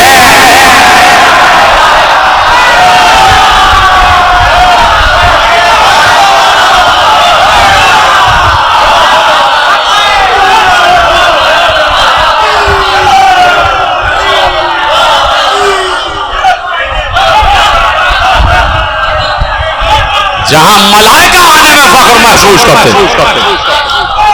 کیوں آئے ہوئے ہیں ہم یہاں؟ یہ کوئی فرمان رضا زیدی یا اشرف تقوی کا گھر ہے؟ یہ گھر ہے حسین بن علی. اس لیے آ گئے یہاں وہ آتے ہیں جو اذن لے کے جاتے. یا جبرائیل پوچھتا ہے، یہاں آ کے جبرائیل پوچھتا ہے کہ نوح کو کتنی وحی لکھوانا. میں تو کب سے بات کر رہا ہوں، کب کی بات کر رہا ہوں، آپ چپ بیٹھے. یہیں سے اذن ملتا ہے کہ ابراہیم، موسیٰ، عیسیٰ، آدم، نوح. اس لیے کہ یہ گھرانہ کوئی نیا گھرانہ نہیں، یہ تو اس وقت بھی نبی تھے جب آدم آپ کے درمیان تھے. تو ملائکہ کا نزول مسلسل. یہ تو جب گھر بنا تو نزول. ملائکہ نے تو لا الہ الا اللہ کہنا ہی ان سے سیکھا. ملائکہ نے سبوح قدوس کہنا ہی ان سے سیکھا. ملائکہ نے اللہ اکبر کہنا ان سے ہی سیکھا. ملائکہ نے سبحان اللہ کہنا ان سے ہی سیکھا. یہ استاد ملائکہ. جب استاد ملائکہ ہے تو استاد جبرائیل. اور کہہ دیا الملائکہ تو خدامنا و خدام محبین. ملائکہ ہمارے بھی خادم اور ہمارے محب کے بھی خادم. کہا کہ جو زیارتوں سے آتا ہے ملائکہ اس کی حفاظت پر مامور ہوتا. جب مر جاتا ہے تو اس کی قبر کے گرد طواف کر کے اس کے لیے استغفار کرتا. مسلسل ملائکہ کی نگاہ. کہا کہ بچے کے ساتھ اللہ ایک ملک کو رکھ دیتا کہ وہ اس بچے کو گرنے نہیں دیتا، سنبھال لیتا. حضرت موسیٰ کے ساتھ ملک اللہ نے بھیج دیا کہ لال سرخ لال کی طرف ہاتھ نہ جائے، آگ کی طرف چلا جائے. موسیٰ کے ساتھ بھی ملک. تو وہ اور ہوتے کہ جنہوں نے ملائکہ سے مدد طلب کرنے میں اور طلب کرنے کے بعد ملائکہ سے مدد حاصل کرنے میں فخر محسوس کیا. لیکن یہ وہ گھرانہ ہے کہ جنہوں نے ملائکہ کی بھی مدد نہیں، ملائکہ کی بھی مدد نہیں. یہاں کے بڑے تو بڑے، ان کو پتا ہوتا ہے کہ اختیار کب استعمال کرنا. اتنا بڑا اختیار آل محمد کے پاس، لیکن پتا ہے کہ اپنے لیے کبھی استعمال نہیں کرنا. اپنے لیے کبھی استعمال نہیں کرنا. خیبر میں علی نے اختیار استعمال کیا، لیکن کربلا میں حسین نے اختیار استعمال نہیں کیا. کربلا میں علی نے اختیار استعمال کر کے اس کی کبریائی ظاہر کی، اور حسین نے کربلا میں اختیار استعمال نہ کر کے اس کی کبریائی ظاہر کی. علی نے بتایا وہ کتنا بڑا صاحب اختیار ہے، اور حسین نے بتایا کہ جو اس نے کہا ہے نا، اور کہنے کے بعد کہا ہے فَتَبَارَكَ اللَّهُ أَحْسَنُ الْخَالِقِينَ، میں انسانوں کی خلقت پر فخر محسوس کرتا ہوں. حسین نے ثابت کیا اگر انسان مجھ جیسا ہو تو پھر اللہ فخر کرتا ہے. تو ایک انسانی قوت کے اعلیٰ معراج پر جا کر حسین نے کربلا کو فتح کیا. اور یہ پورا منظرنامہ کربلا سیدہ کے گھر میں شروع سے دیکھا جا رہا تھا. کہاں سے کربلا شروع ہوئی؟ کہاں سے شروع ہوئی؟ زہرا نے کہا بابا میرے بیٹے کو روئے گا کون؟ بابا میرے بیٹے کو روئے گا کون؟ کربلا شروع ہو، کربلا کا آغاز ہو گیا. کربلا تو آدم کے دور سے ہے، کوئی نبی ایسا نہیں گزرا کہ جو کربلا سے گزرا اور اللہ نے اس کو روکا نہ ہو. رکو اور دیکھو یہ کون سا مقام، سن کے جاؤ کہ حسین پر کیا گزرے. یہ تو حسین ہے میرے عزیزوں جن کو پتا ہے کہ اللہ امتحان لے رہا ہے امت کا اور ہم اس امتحان کا وسیلہ ہے اور ہمیں اس امتحان سے گزرنا ہے۔ حسین 57 برس کے تھے، 57 برس گزار چکے تھے حسین، اور پھر حسین امام بھی تھے، معصوم بھی تھے، تو حسین نے برداشت کر لیا کہ بیٹے کے جگر سے برچی کا پھل کیسے کھینچا جائے۔ حسین نے صبر کر لیا کہ ایک دولہا کی لاش کو کیسے سمیٹا جاتا ہے۔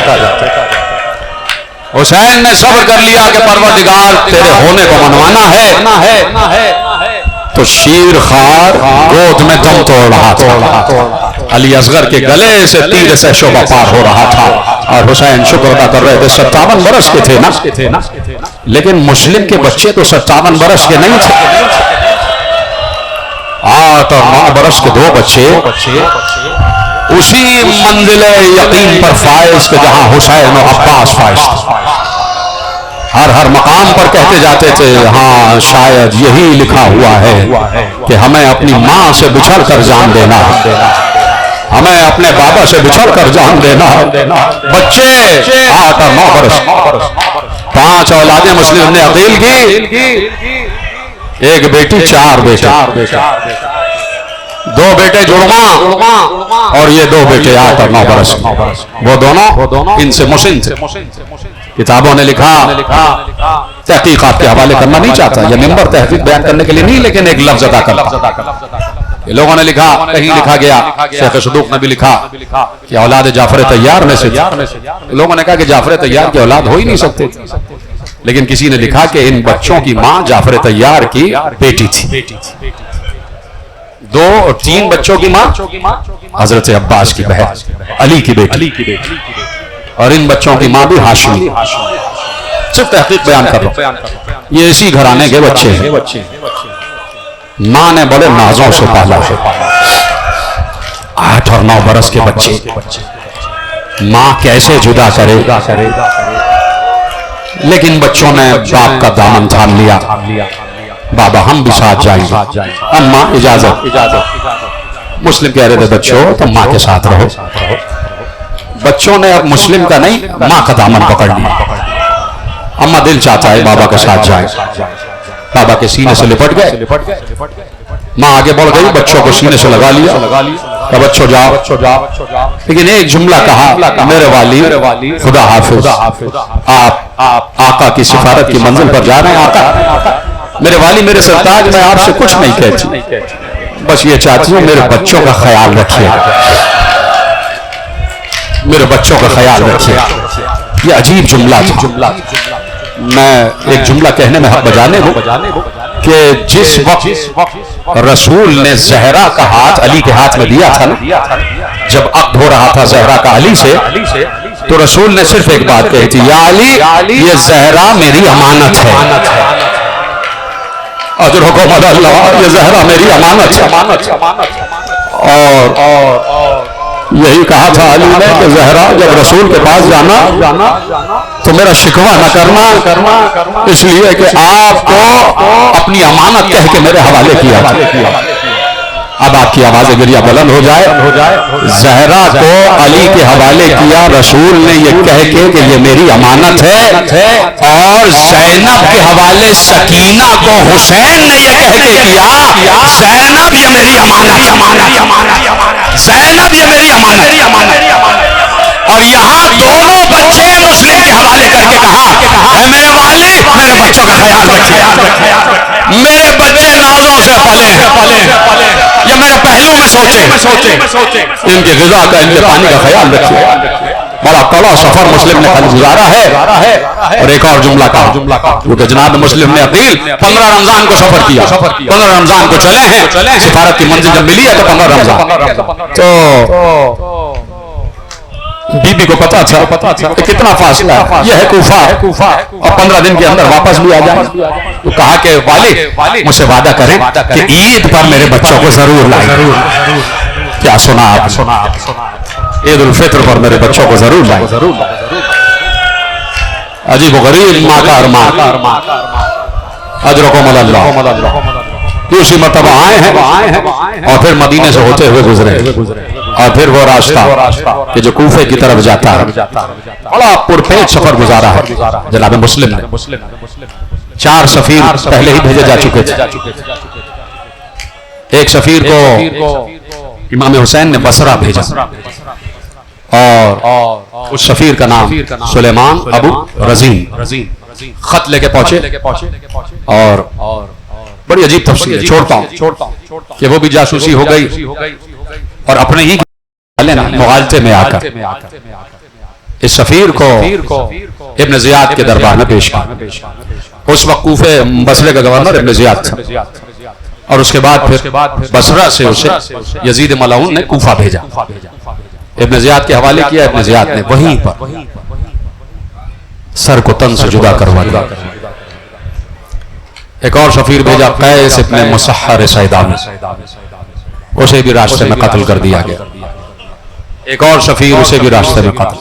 یہ مسلم تھے جو پہنچے، ساتھ میں بچے ہیں، بچے بابا کو دیکھ دیکھ کر خوش ہوتے ہیں، ہمارا بابا اس منزل پر ہے کہ کائنات کے آقا کا سفیر ہے، اور اس کے پاس دست خدا سے لکھا ہوا خط، ید اللہ کے ہاتھوں سے لکھا ہوا خط، اور سفارت کی منزل پر ہے، اور رسالت کی منزل پر۔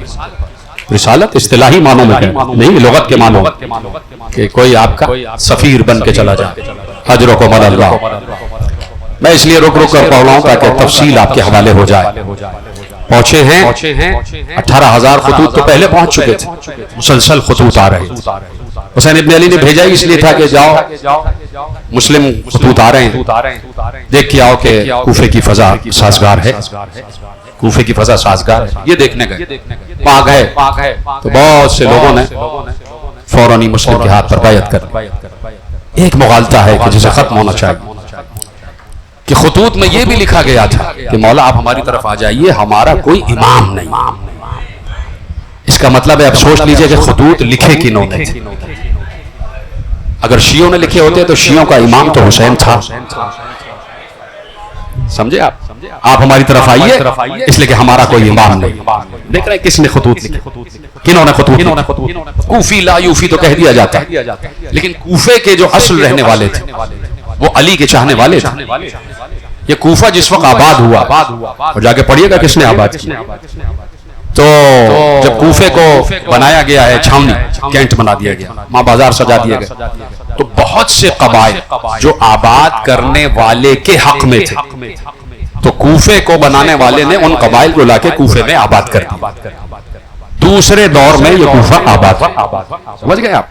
تو انہوں نے اپنے مطلب کے لوگ لا کے جہاں جہاں قبائل میں تھے وہ سارے کوفے میں آباد کر دیا، اور کہیں کہیں محبان علی بھی تھے، انہی میں محبان علی بھی تھے جو جان نچھاور کرنے والے تھے۔ اور دیکھیے محبان علی میں اور مبغضان علی میں فرق واضح ہو جاتا تھا۔ اور کیسے فرق ہوتا تھا کہ علی کا چاہنے والا مسجد میں نماز سے بہت پہلے جاتا تھا اور نماز کے بہت بعد مسجد سے باہر نکلتا تھا۔ یہ پہچان تھی علی کے چاہنے والوں کی، مسجد کو عزت دینا، نماز پڑھنا، یہ علی کے چاہنے والوں کی پہچان تھی۔ سب پہچان لیتے تھے علی کا چاہنے والا۔ اور پھر چونکہ علی کی محبت حسن ہے تو علی کا محب بھی حسین ہوتا، تو شکل دیکھ کے لوگ پہچان جاتے، سمجھ گئے آپ بات؟ تو یہ کوفہ تھا، 18,000 خطوط، مسلم ابن عقیل علی ابن عروہ کے گھر میں بیٹھک ہوئی، کہیں میٹنگ، اور اس کے بعد سلیمان ابن سرد خزائی بھی آ گئے، مختار بھی آ گئے، سب آ گئے، اور سب نے کہا کہ ہم کوفے کے چاروں طرف پھیلیں گے، اور جو حسین ابن علی کی نصرت میں آنا چاہتا ہے ہم پورا لشکر تیار کریں گے۔ مختار بھی چلے گئے، سلیمان بھی چلے گئے، اور جو مسلم نے جن کو نامزد کیا تھا وہ سب گئے کوفے کے چاروں طرف، تاکہ ایک فضا سازگار کر لی جائے کہ حسین کو بلایا، حسین آنے والے۔ سوچو کہ اعلان ہو جائے کہ حسین آنے والے، تو شیعوں کے دل کتنے پربہار ہو رہے ہیں، جو چاہنے والے تھے ان کے دل پربہار تھے، حسین آنے والے۔ سفیر حسین نے خط لکھ دیا کہ مولا کوفے کی فضا سازگار ہے، آپ آ جائیں، فصلیں کھلی ہوئی ہیں، کھیت تیار ہیں، اور لوگوں کے دل آپ کی طرف مائل ہیں، آپ آ جائیں۔ 18,000، اور اس کے بعد وہ ہوا جو نہیں ہونا چاہیے تھا۔ وہاں سے یزید نے مشورہ کیا کہ کیا کرنا چاہیے۔ اطلاع پہنچی کہ مسلم کوفے آ گئے، اور مسلم نے بیعت لینا شروع کر دی ہے. 18 سے 20,000 لوگ مسلم کی بیعت کر چکے ہیں. اور حسین نے رخت سفر باندھ لیا اور حسین کوفے آنے والے ہیں اور انقلاب برپا ہونے والا. اور یہ باتیں بصرہ تک بھی پہنچ رہی ہیں اور یہ دونوں شہر تیرے ہاتھ سے نکل گئے. کیا کروں؟ تو یزید کا ایک غلام تھا ملعون سرجون. سرجون نے کہا کہ وہ جو بصرے میں بیٹھا ہے ابن زیاد وہ اس معاملے میں بڑا قاتل ہے, اس نے پہلے بھی بہت قتل عام کیا ہے شیعہ حیدر کرار, وہ آپ کا کام کر سکتا ہے. تو دیکھیے لکھا ہوا ہے کہ یزید اور عبید اللہ ابن زیاد میں ایک بات پر چشمک تھی, ایک بات پر اختلاف تھا, وہ بھی رشتے کے معاملے, وہ کوئی اور موضوع ہے وہ پھر عرض کروں گا. ایک رشتے کے معاملے کہ ابن زیاد بھی چاہتا تھا اور یزید بھی چاہتا تھا, لیکن ابن زیاد کے باپ نے اپنا تمام تر اثر و رسوخ استعمال کر کے یزید کے باپ پر پریشر ڈالا اور ابن زیاد کی شادی اس سے ہو گئی. تو یزید کی ایک چشمک تھی, یزید نہیں چاہتا تھا اور یزید یہ استاق میں تھا کہ ابن زیاد کو کہیں مل جائے. تو اس بات پر کوئی تاریخ میں کوئی دوسری بات نہیں, اس بات کہ میں ابن زیاد کو قتل کر دوں. تو اس نے کہا بھائی میں ابن زیاد کو کیسے نامنیٹ کروں؟ کہ وہی ایک ہے, اس وقت ساری دشمنیاں بھول جا, اس وقت ساری دشمنیاں بھول جا, اس وقت صرف ایک ہدف ہے کہ حسین کا سر کاٹا جائے. تو آپ دیکھ رہے ہیں کہ آج تک یہ ہو رہا ہے, چاہے مخالفین آپس میں کتنے ہی دشمن کیوں نہ ہو, لیکن جیسے ہی علی سامنے آ جاتے ہیں سب اتفاق پر آ جاتے ہیں, سب علی کی مخالفت میں متفق ہو جاتے ہیں. ابن زیاد کو کوفے کا گورنر نامزد کیا گیا, وہ آیا اور وہی لباس پہن کر آیا کہ جو سادات کا لباس ہوتا ہے, جو بنی ہاشم کا لباس ہوتا ہے, وہی سیاہ امامہ, ویسے ہی ابا, تحت الحنک سے چہرہ ڈھانپا ہوا. کوفے کے لوگ انتظار میں حسین آنے والے. جیسے ہی داخل ہوا اس نے دارالامارہ کے دربان سے گالی دے کے بات کی. سب نے کہا لا حول ولا قوت الا باللہ, یہ حسین کا طرز تخاطب نہیں ہے, یہ امام وقت کا طرز تخاطب نہیں. سب نے کہا یہ کون ہے جو حسین کے لباس میں آیا؟ اس نے تحت الحنک ہٹایا. سب نے کہا ابن زیاد ملعون لعین, سب یہ کہہ کے ادھر ادھر تتر بتر ہو گئے. اور اس کے بعد اس نے دیکھ لیا کہ اتنے چاہنے والے حسین کے, وہیں سے اس نے پلاننگ کی اور کہا کہ جو خریدے جا سکے ان کو خرید لو, جن پر دہشت طاری کی جا سکے ان پر دہشت طاری کرو. اعلان کر دو کہ جس نے بھی مسلم کا ساتھ دیا گھر لوٹ لیا جائے گا, برباد کر دیا جائے گا. سب سے بڑا جو اس نے استعارہ استعمال کیا وہ ہانی ابن عروہ کا قتل تھا. ہانی ابن عروہ اپنے قبیلے کا وہ سردار تھا کہ جب سردار باہر نکلتا تھا تو بڑی شان سے, اور اس کے ساتھ اس کی قوم کے 4000 سپاہی ہوتے تھے جب بھی ہانی باہر نکلتے تھے. تو اتنی دہشت تھی ہانی ابن عروہ کے قبیلے کی, تو لوگوں نے کہا کہ جب اس نے ہانی کو قتل کر دیا, جب اس نے ہانی کے قبیلے کا خیال نہیں کیا تو یہ کیا کرے گا. تو ایسے دہشت پھیلتی گئی, لوگوں میں درہم و دینار بھی بانٹے گئے, لوگوں کو خوفزدہ بھی کیا گیا. پھر ایک وقت آیا کہ کوفے میں کرفیو لگا دیا کہ کسی کو باہر نکلنے کی اجازت نہیں. بہت سے لوگوں کو قید کیا گیا. 1 لاکھ شیعہ نے حیدر کرار کوفے کی جیل میں ڈال دیے گئے. یہیں سے کربلا شروع ہو جاتی ہے کہ حسین تنہا ہونے والے, جو چاہنے والے تھے انہیں قید کر دیا گیا. صبح کو نماز پڑھائی تو 18,000 ساتھ. جیسے ہی مسلم نے مغرب کی نماز پڑھا کر پیچھے دیکھا تو کل 30 افراد. جب مسلمان 30 افراد کے ساتھ باہر نکلے, چند قدم گئے تو وہ 10 رہ گئے, اور آگے گئے تو مسلم اکیلے رہ گئے. اور سب نے اپنے گھروں کے دروازے بند کر لیے, سب نے اپنے گھروں کے دروازے بند کر لیے. مسلم ہانی کے گھر میں, اور اس کے بعد ہانی کے گھر سے بالکل ملا ہوا قاضی شرح کا گھر. جس وقت چاروں طرف سے ناکہ بندی ہوئی تو کسی نے مشورہ دیا کہ قاضی شرح کے گھر میں اپنے بچوں کو امانتاً رکھ دیجیے. تو دیوار پھنوا کر بچوں کو قاضی شرح کے گھر میں. قاضی شرح بہت بڑا دشمن علی, 60 برس یہ قاضی رہا ہے اور کوئی اسے اپنے عہدے سے ہٹا نہ سکا. دوسرے دور خلافت میں یہ قاضی کوفہ مقرر کیا گیا, یہاں تک کہ علی نے اسے ہٹایا اور لوگوں نے اتنی مخالفت کی علی کی کہ علی کو اسے واپس لانا پڑا, وہی قاضی شرح. لیکن چونکہ قاضی تھا, واسطہ دیا گیا کہ بنی ہاشم کے بچے ان کا خیال رکھنا. مسلم کوفے کی گلیوں میں تنہا, दिन आ गया शदीद तरीन गर्मी का दिन, कहीं से मुस्लिम की कोई दाद रसी नहीं। चलते चलते एक दरवाजे पर आकर बैठ गए। उस घर की खातून बाहर आई, ऐ मुसाफिर कौन है? कहा मुसाफिर हूँ, प्यासा हूँ, पानी पिला दो। नाम था तौआ, लेकर आ गई पानी। मुस्लिम ने पानी पी लिया, वहीं पे बैठे रहे। तौआ ने कहा है मुसाफिर, हालात बहुत खराब हैं, लौट जाओ, तुम्हारे अहले खाना तुम्हारा इंतजार कर रहे होंगे। मुस्लिम ने गर्दन झुकाकर आहिस्ता से कहा, जिसका कोई घर हो अल्लाह। बस मसाइब शुरू हो गए, जो तफसील बयान करना थी कर दी। जिसका कोई घर हो उसका कोई इंतजार कर रहा होगा। जिस गरीब मुसाफिर का कोई घर ही ना हो, तौआ ने अल्फाज सुने, कहा कि तुम कूफे के रहने वाले तो नहीं लगते, तुम बताओ तुम कौन हो? एक बार सर झुकाकर कहा, मैं हुसैन इब्ने अली का सफीर मुस्लिम इब्ने अकील। तौआ कदमों पे गिर गई, घर में ले आई, ज़ियाफत की, पानी पिलाया, खाना खिलाया। रात भर मुस्लिम इबादत करते रहे। तौआ का बेटा घर में आया, उसने देखा मुस्लिम घर में है, पहुंचा चुपके से इब्ने ज़ियाद का मकबरी की। सुबह हुई, तलवारों की झनकार की आवाज आई, मुस्लिम समझ गए हमला हो गया। एक बार तौआ से कहा, तूने खिदमत का हक अदा कर दिया, अब मैं बाहर जा रहा हूँ। तौआ कदमों से लिपट गई कि आकाज़ादे, मैं शहजादी को क्या जवाब दूंगी, मैं फातिमा ज़हरा को क्या जवाब दूंगी? न जाइए बाहर का, नहीं, मैं नहीं चाहता कि मेरे यहाँ होते हुए तुम्हें कोई नुकसान पहुंचे।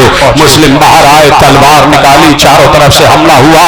मुस्लिम ने देखा कूफे की गलियां सिपाहियों से भर गई, कहीं से तलवारें चल रही हैं, कहीं से तबर चल रहे हैं, कहीं से नेज़े चल रहे हैं। एक बार मुस्लिम थक हार के एक जगह बैठ गए। पीछे से कोई घात लगाए हुए था, वो आहिस्ता से आया, उसने तलवार मारी, मुस्लिम के दहन होंठ दोनों तरफ से कट गए। सिर्फ कटे नहीं बल्कि दंदान भी जख्मी हो गए, दंदान अंदर ही अंदर हिल रहे थे। चारों तरफ से लोग बढ़े। मुस्लिम ने वो कत्ले आम किया है कि ऐसे किसी मुसाफिर ने जंग नहीं की है। मुस्लिम को बांधा गया, हाथों को रस्सियों से बांधा गया। एक बार मुस्लिम को उसी आलम में ऊंट पर बिठाकर घसीटते हुए ले गए। एक शख्स कहता है कि मैं मुस्लिम के ऊंट के बराबर में अपना ऊंट ले आया। चारों तरफ सिपाही थे, मुस्लिम को दारुल अमारा में ले जा रहे थे। मैंने देखा कि मुस्लिम रो रहे हैं। मैंने कहा, तुम बनी हाशिम हो, तुम इस जख्म से घबरा कर रो रहे हो, तुम इस गिरफ्तारी से घबरा कर रो रहे हो? कहा नहीं, मैं जख्मों से नहीं घबराता, मैं गिरफ्तारी से नहीं घबराता। कहा फिर किस चीज का डर है? कहा मुझे कुछ अहले हरम याद आ रहे हैं, मुझे अपने बच्चे याद आ रहे हैं, मुझे अपना आका याद आ रहा है, मैं आका को खत लिख चुका हूं।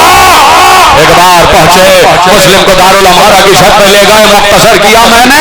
मुस्लिम ने दारुल अमारा की छत से देखा कि ईद की तैयारियां हो रही हैं। मुस्लिम ने अहले कूफा से कहा, कल ईद मना रहे हो, खुदा तुम्हें ईद नसीब करे, अब तुम्हारी गोदियों में बच्चे भी हैं। अहले कूफा, मेरे साथ भी 2 बच्चे आए थे, अगर कहीं मिल जाए तो उन्हें मदीना का रास्ता दिखा देना। किसी ने रहम न किया। एक बार तलवार चली, मुस्लिम का सर कट के नीचे गिरा, दारुल अमारा से तन भी नीचे गिरा। मुस्लिम के तने अक़दस को गलियों में घसीटा जा रहा था, और यही वो मौका था कि कूफे की उन्हीं गलियों में एक कैद खाना था जिसमें मुस्लिम के बच्चे कैद थे। न मालूम बच्चों को मालूम भी था या नहीं कि बाबा पर क्या गुजर रही है। साल गुजर गया, बच्चे कैद में रहे, न ठंडा पानी मिलता है, न खाना मिलता है। 8 और 9 बरस के बच्चे मुसलसल दिन भर रोजा रखते थे। जब जैसे ही अफ्तार का वक्त आता, एक जौ की रोटी और आधा जामे गरम पानी। बच्चे शेर भी ना हो सके, बच्चे कमजोर हो चुके थे। साल भर गुजरा, बच्चों को माँ की बहुत याद आई। एक रात आ गई, छोटे ने बड़े से कहा, भैया अम्मा बहुत याद आ रही। खत्म कर दूं क्या बात? भैया अम्मा बहुत याद आ रही। अच्छा, अब दरबान आता है तो शायद उसके दिल में रहम आ जाए। दरबान आया, मशहूर उसका नाम। कहे दरबान, क्या तू रसूल अल्लाह को जानता है? कहा हाँ, मेरे रसूल। ये बता जनाब जाफर को जानता है? कहा हाँ, हुजूर जनाहैन। अली इब्ने अबी तालिब को जानता है? कहा वो मेरा मौला है। कहा फातिमा ज़हरा को जानता है? उसने सर झुका लिया। एक बार कहा, क्यों पूछ रहे हो? कहा सुन, तू मुहिब्बे अहले बैत लगता है, तू जानता है कि हम कौन हैं? हम ہم مسلم ابن عقیل کے بچے ہیں، مذکور قدموں پہ گرا کر شہزادوں مجھے معاف کر دو. کہ نہیں اٹھاؤ سر اٹھاؤ. ایک بار مذکور نے کہا اس شرط پہ سر اٹھاؤں گا کہ محشر میں فاطمہ سے شکایت نہ کرے. مجھے معلوم نہ تھا کہ تم زہرا کے گھرانے کے بچے ہو. بچوں کو لے کے چلا، گھر پہ آیا، بچوں کو لباس پہنایا، کھانا کھلایا، کھلا دیا.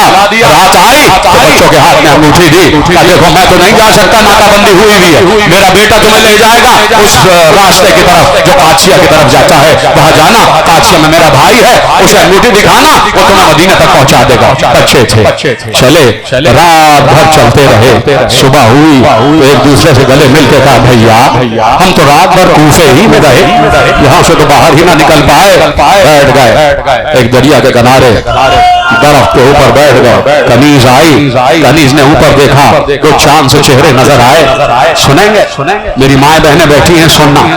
خدا آپ کے بچوں کو شاد و آباد رکھے، تمہاری گودیوں کو پروردگار سلامت رکھے. جن کی گودیوں میں اولاد نہیں ہے محق بزران مسلم اولاد نرینہ عطا فرمائے. بچوں نے کبھی پیار بھرا لہجہ نہیں سنا تھی. جیسے ہی کنیز نے کہا شہزادو کون ہو، اوپر سے نیچے گر جاؤ گے، چوٹ لگ جائے گی، نیچے آ جاؤ، میں تمہیں پانی پلاتی ہوں، میں تمہیں کھانا کھلاتی ہوں. 1 سال کے بعد بچوں نے پیار بھرا لہجہ سنا. آ گئے، بچوں کو لے کے اپنے گھر گئی. اپنی مالکہ سے کہا یہ 2 بچے ہیں اور یہ کسی سادات کے گھرانے کے لگتے ہیں. مومنہ نے پوچھا کون ہو؟ کہا مسلم ابن عقیل کے بیٹے ہیں. اور سننا اس مومنہ نے کیا کہا، قدموں پہ گر کر ایک جملہ کہا تم کیا میرے گھر آ گئے؟ مجھے تو ایسا لگتا ہے جیسے حسن و حسین میرے گھر. ماتا کہا جیسے حسن و حسین میرے گھر آ گئے. رات بھر مومنہ نے خدمت کی. نصف شب آئی، اس کا داماد گھر میں آیا. جیسے ہی بچوں کی آواز کان میں آئی، اندھیری رات میں ٹٹولتا ہوا آگے بڑھا. ایک بچے کے سر پر ہاتھ آیا، دوسرے بچے کے سر پر ہاتھ آیا. پوچھا کون ہے؟ کہا یہ بتا. قسم کھا اللہ کی کہ بتا دیں گے تو امان دے گا. کہا اللہ کی قسم امان. کہا رسول اللہ کی قسم امان دے گا. کہا رسول اللہ کی قسم امان. کہا ہم مسلم کے شہزادے ہیں، رات بھر راستہ بھول گئے. ایک بار کہتا ہے کہ میں 3 دن ہو گیا تمہاری تلاش میں ہوں، اسی تلاش میں میرا گھوڑا بھی مر گیا. 2000 درہم کا حاکم نے وعدہ کیا ہے. دونوں بچوں کو پکڑ کے شہر میں لایا. لیکن روایت لکھنے والوں نے روایت لکھی کہ بچوں کو کیسے شہر میں لایا. دونوں بچوں کو بالوں سے پکڑا، زمین پر گھسیٹتا ہوا آیا، بیچ ستون سے دونوں بچوں کو باندھا. باندھنے کے بعد کبھی محمد کے رخسار پر تماچا، کبھی ابراہیم کے رخسار پر تماچا. صبح ہوئی، دریا کے کنارے لے کر چلا. کہا دونوں کے سر کاٹوں گا. بہت تیزی سے آگے بڑھ رہا ہوں، مجھے آخری روایت کا لفظ پڑھنے دینا، اس لیے روکا ہے کہ بہت تیزی سے روایت آگے بڑھوں گا. لیکن جب میں کہوں گا دونوں تابوت برآمد ہو جائے گی. اور تمہیں قسم ہے چادر زہرا کی کہ ہر لب پر ہائے کی آواز آنی چاہیے، ہر سینے پر ہاتھ بلند ہوتے ہوئے نظر آئے. جب میں آخری جملہ کہہ دوں اور تابوت برآمد ہو جائے، دونوں بچوں کو لے کر چلا. گئے ہونا مسیب. جیسے ہی دروازے کے باہر جا کے صحن میں ایک بہت بڑی تصویر لگی ہوئی. بہت جاؤ نا مسیب، تصویر لگی ہوئی. اس پوری تصویر میں وہی منظر دکھایا گیا کہ محمد و ابراہیم سے کہتا ہے دونوں کے سر کاٹوں گا. محمد کو اٹھایا، بالوں سے پکڑ کر گردن کو جھکایا. جیسے ہی چھری چلانا چاہتا تھا، میں نے لفظ تلوار نہیں کہا، میں نے تلوار لفظ نہیں کہا، چھری چلانا چاہتا تھا. ارے جب گلے ننے سے ہو تو چھری ہی چلائی جاتی ہے. محمد کی گردن جھکائی، ابراہیم نے گردن پہ گردن رکھ کر کہا میرے سامنے میرے بھائی کو نہ مار، میرے سامنے میرے بھائی کو نہ مار. ابراہیم کو دھکا دیا، ابراہیم زمین پر گرے. محمد کے گلے کو جھکایا، بھائی کو دکھا دیے، بھائی کا گلا کاٹا، گردن کو وہی رکھا، کان کو اٹھایا، دریا میں پھینکا، پلٹا.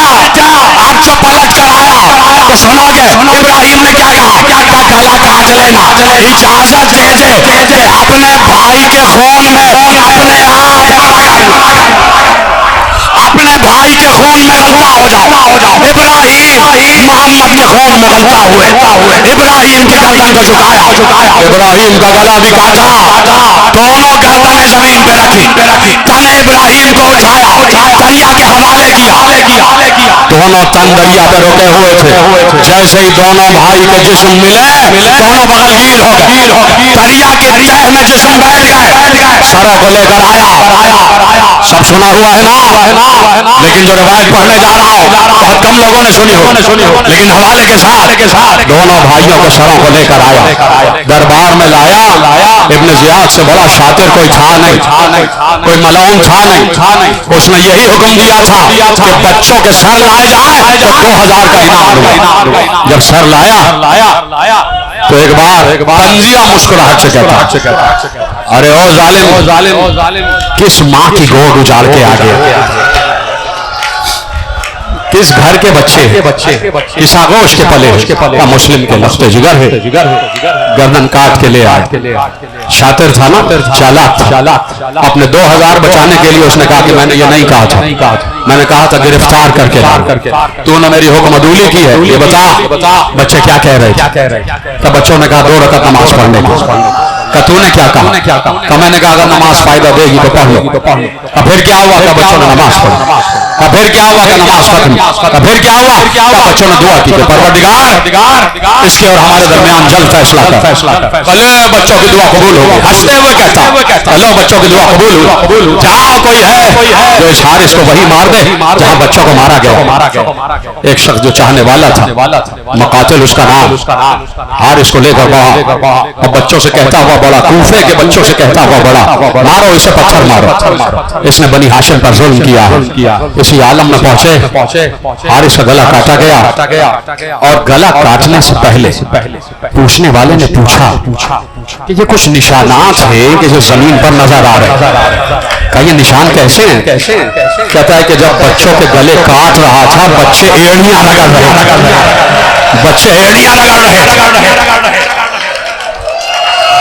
میں نے اپنے گھر میں روایت پڑھی تھی اور وہیں سے آگے بڑھوں، ادھر دربار میں ابن زیاد نے کہا کوئی ہے جو ان بچوں کے سروں کو دھلا کے لے آئے، ایک چاہنے والا اٹھا، ابن زیاد نے کہا مجھے پتا ہے کہ تیرے اندر محبت علی ہے، تبھی تو اٹھا، جا لے جا۔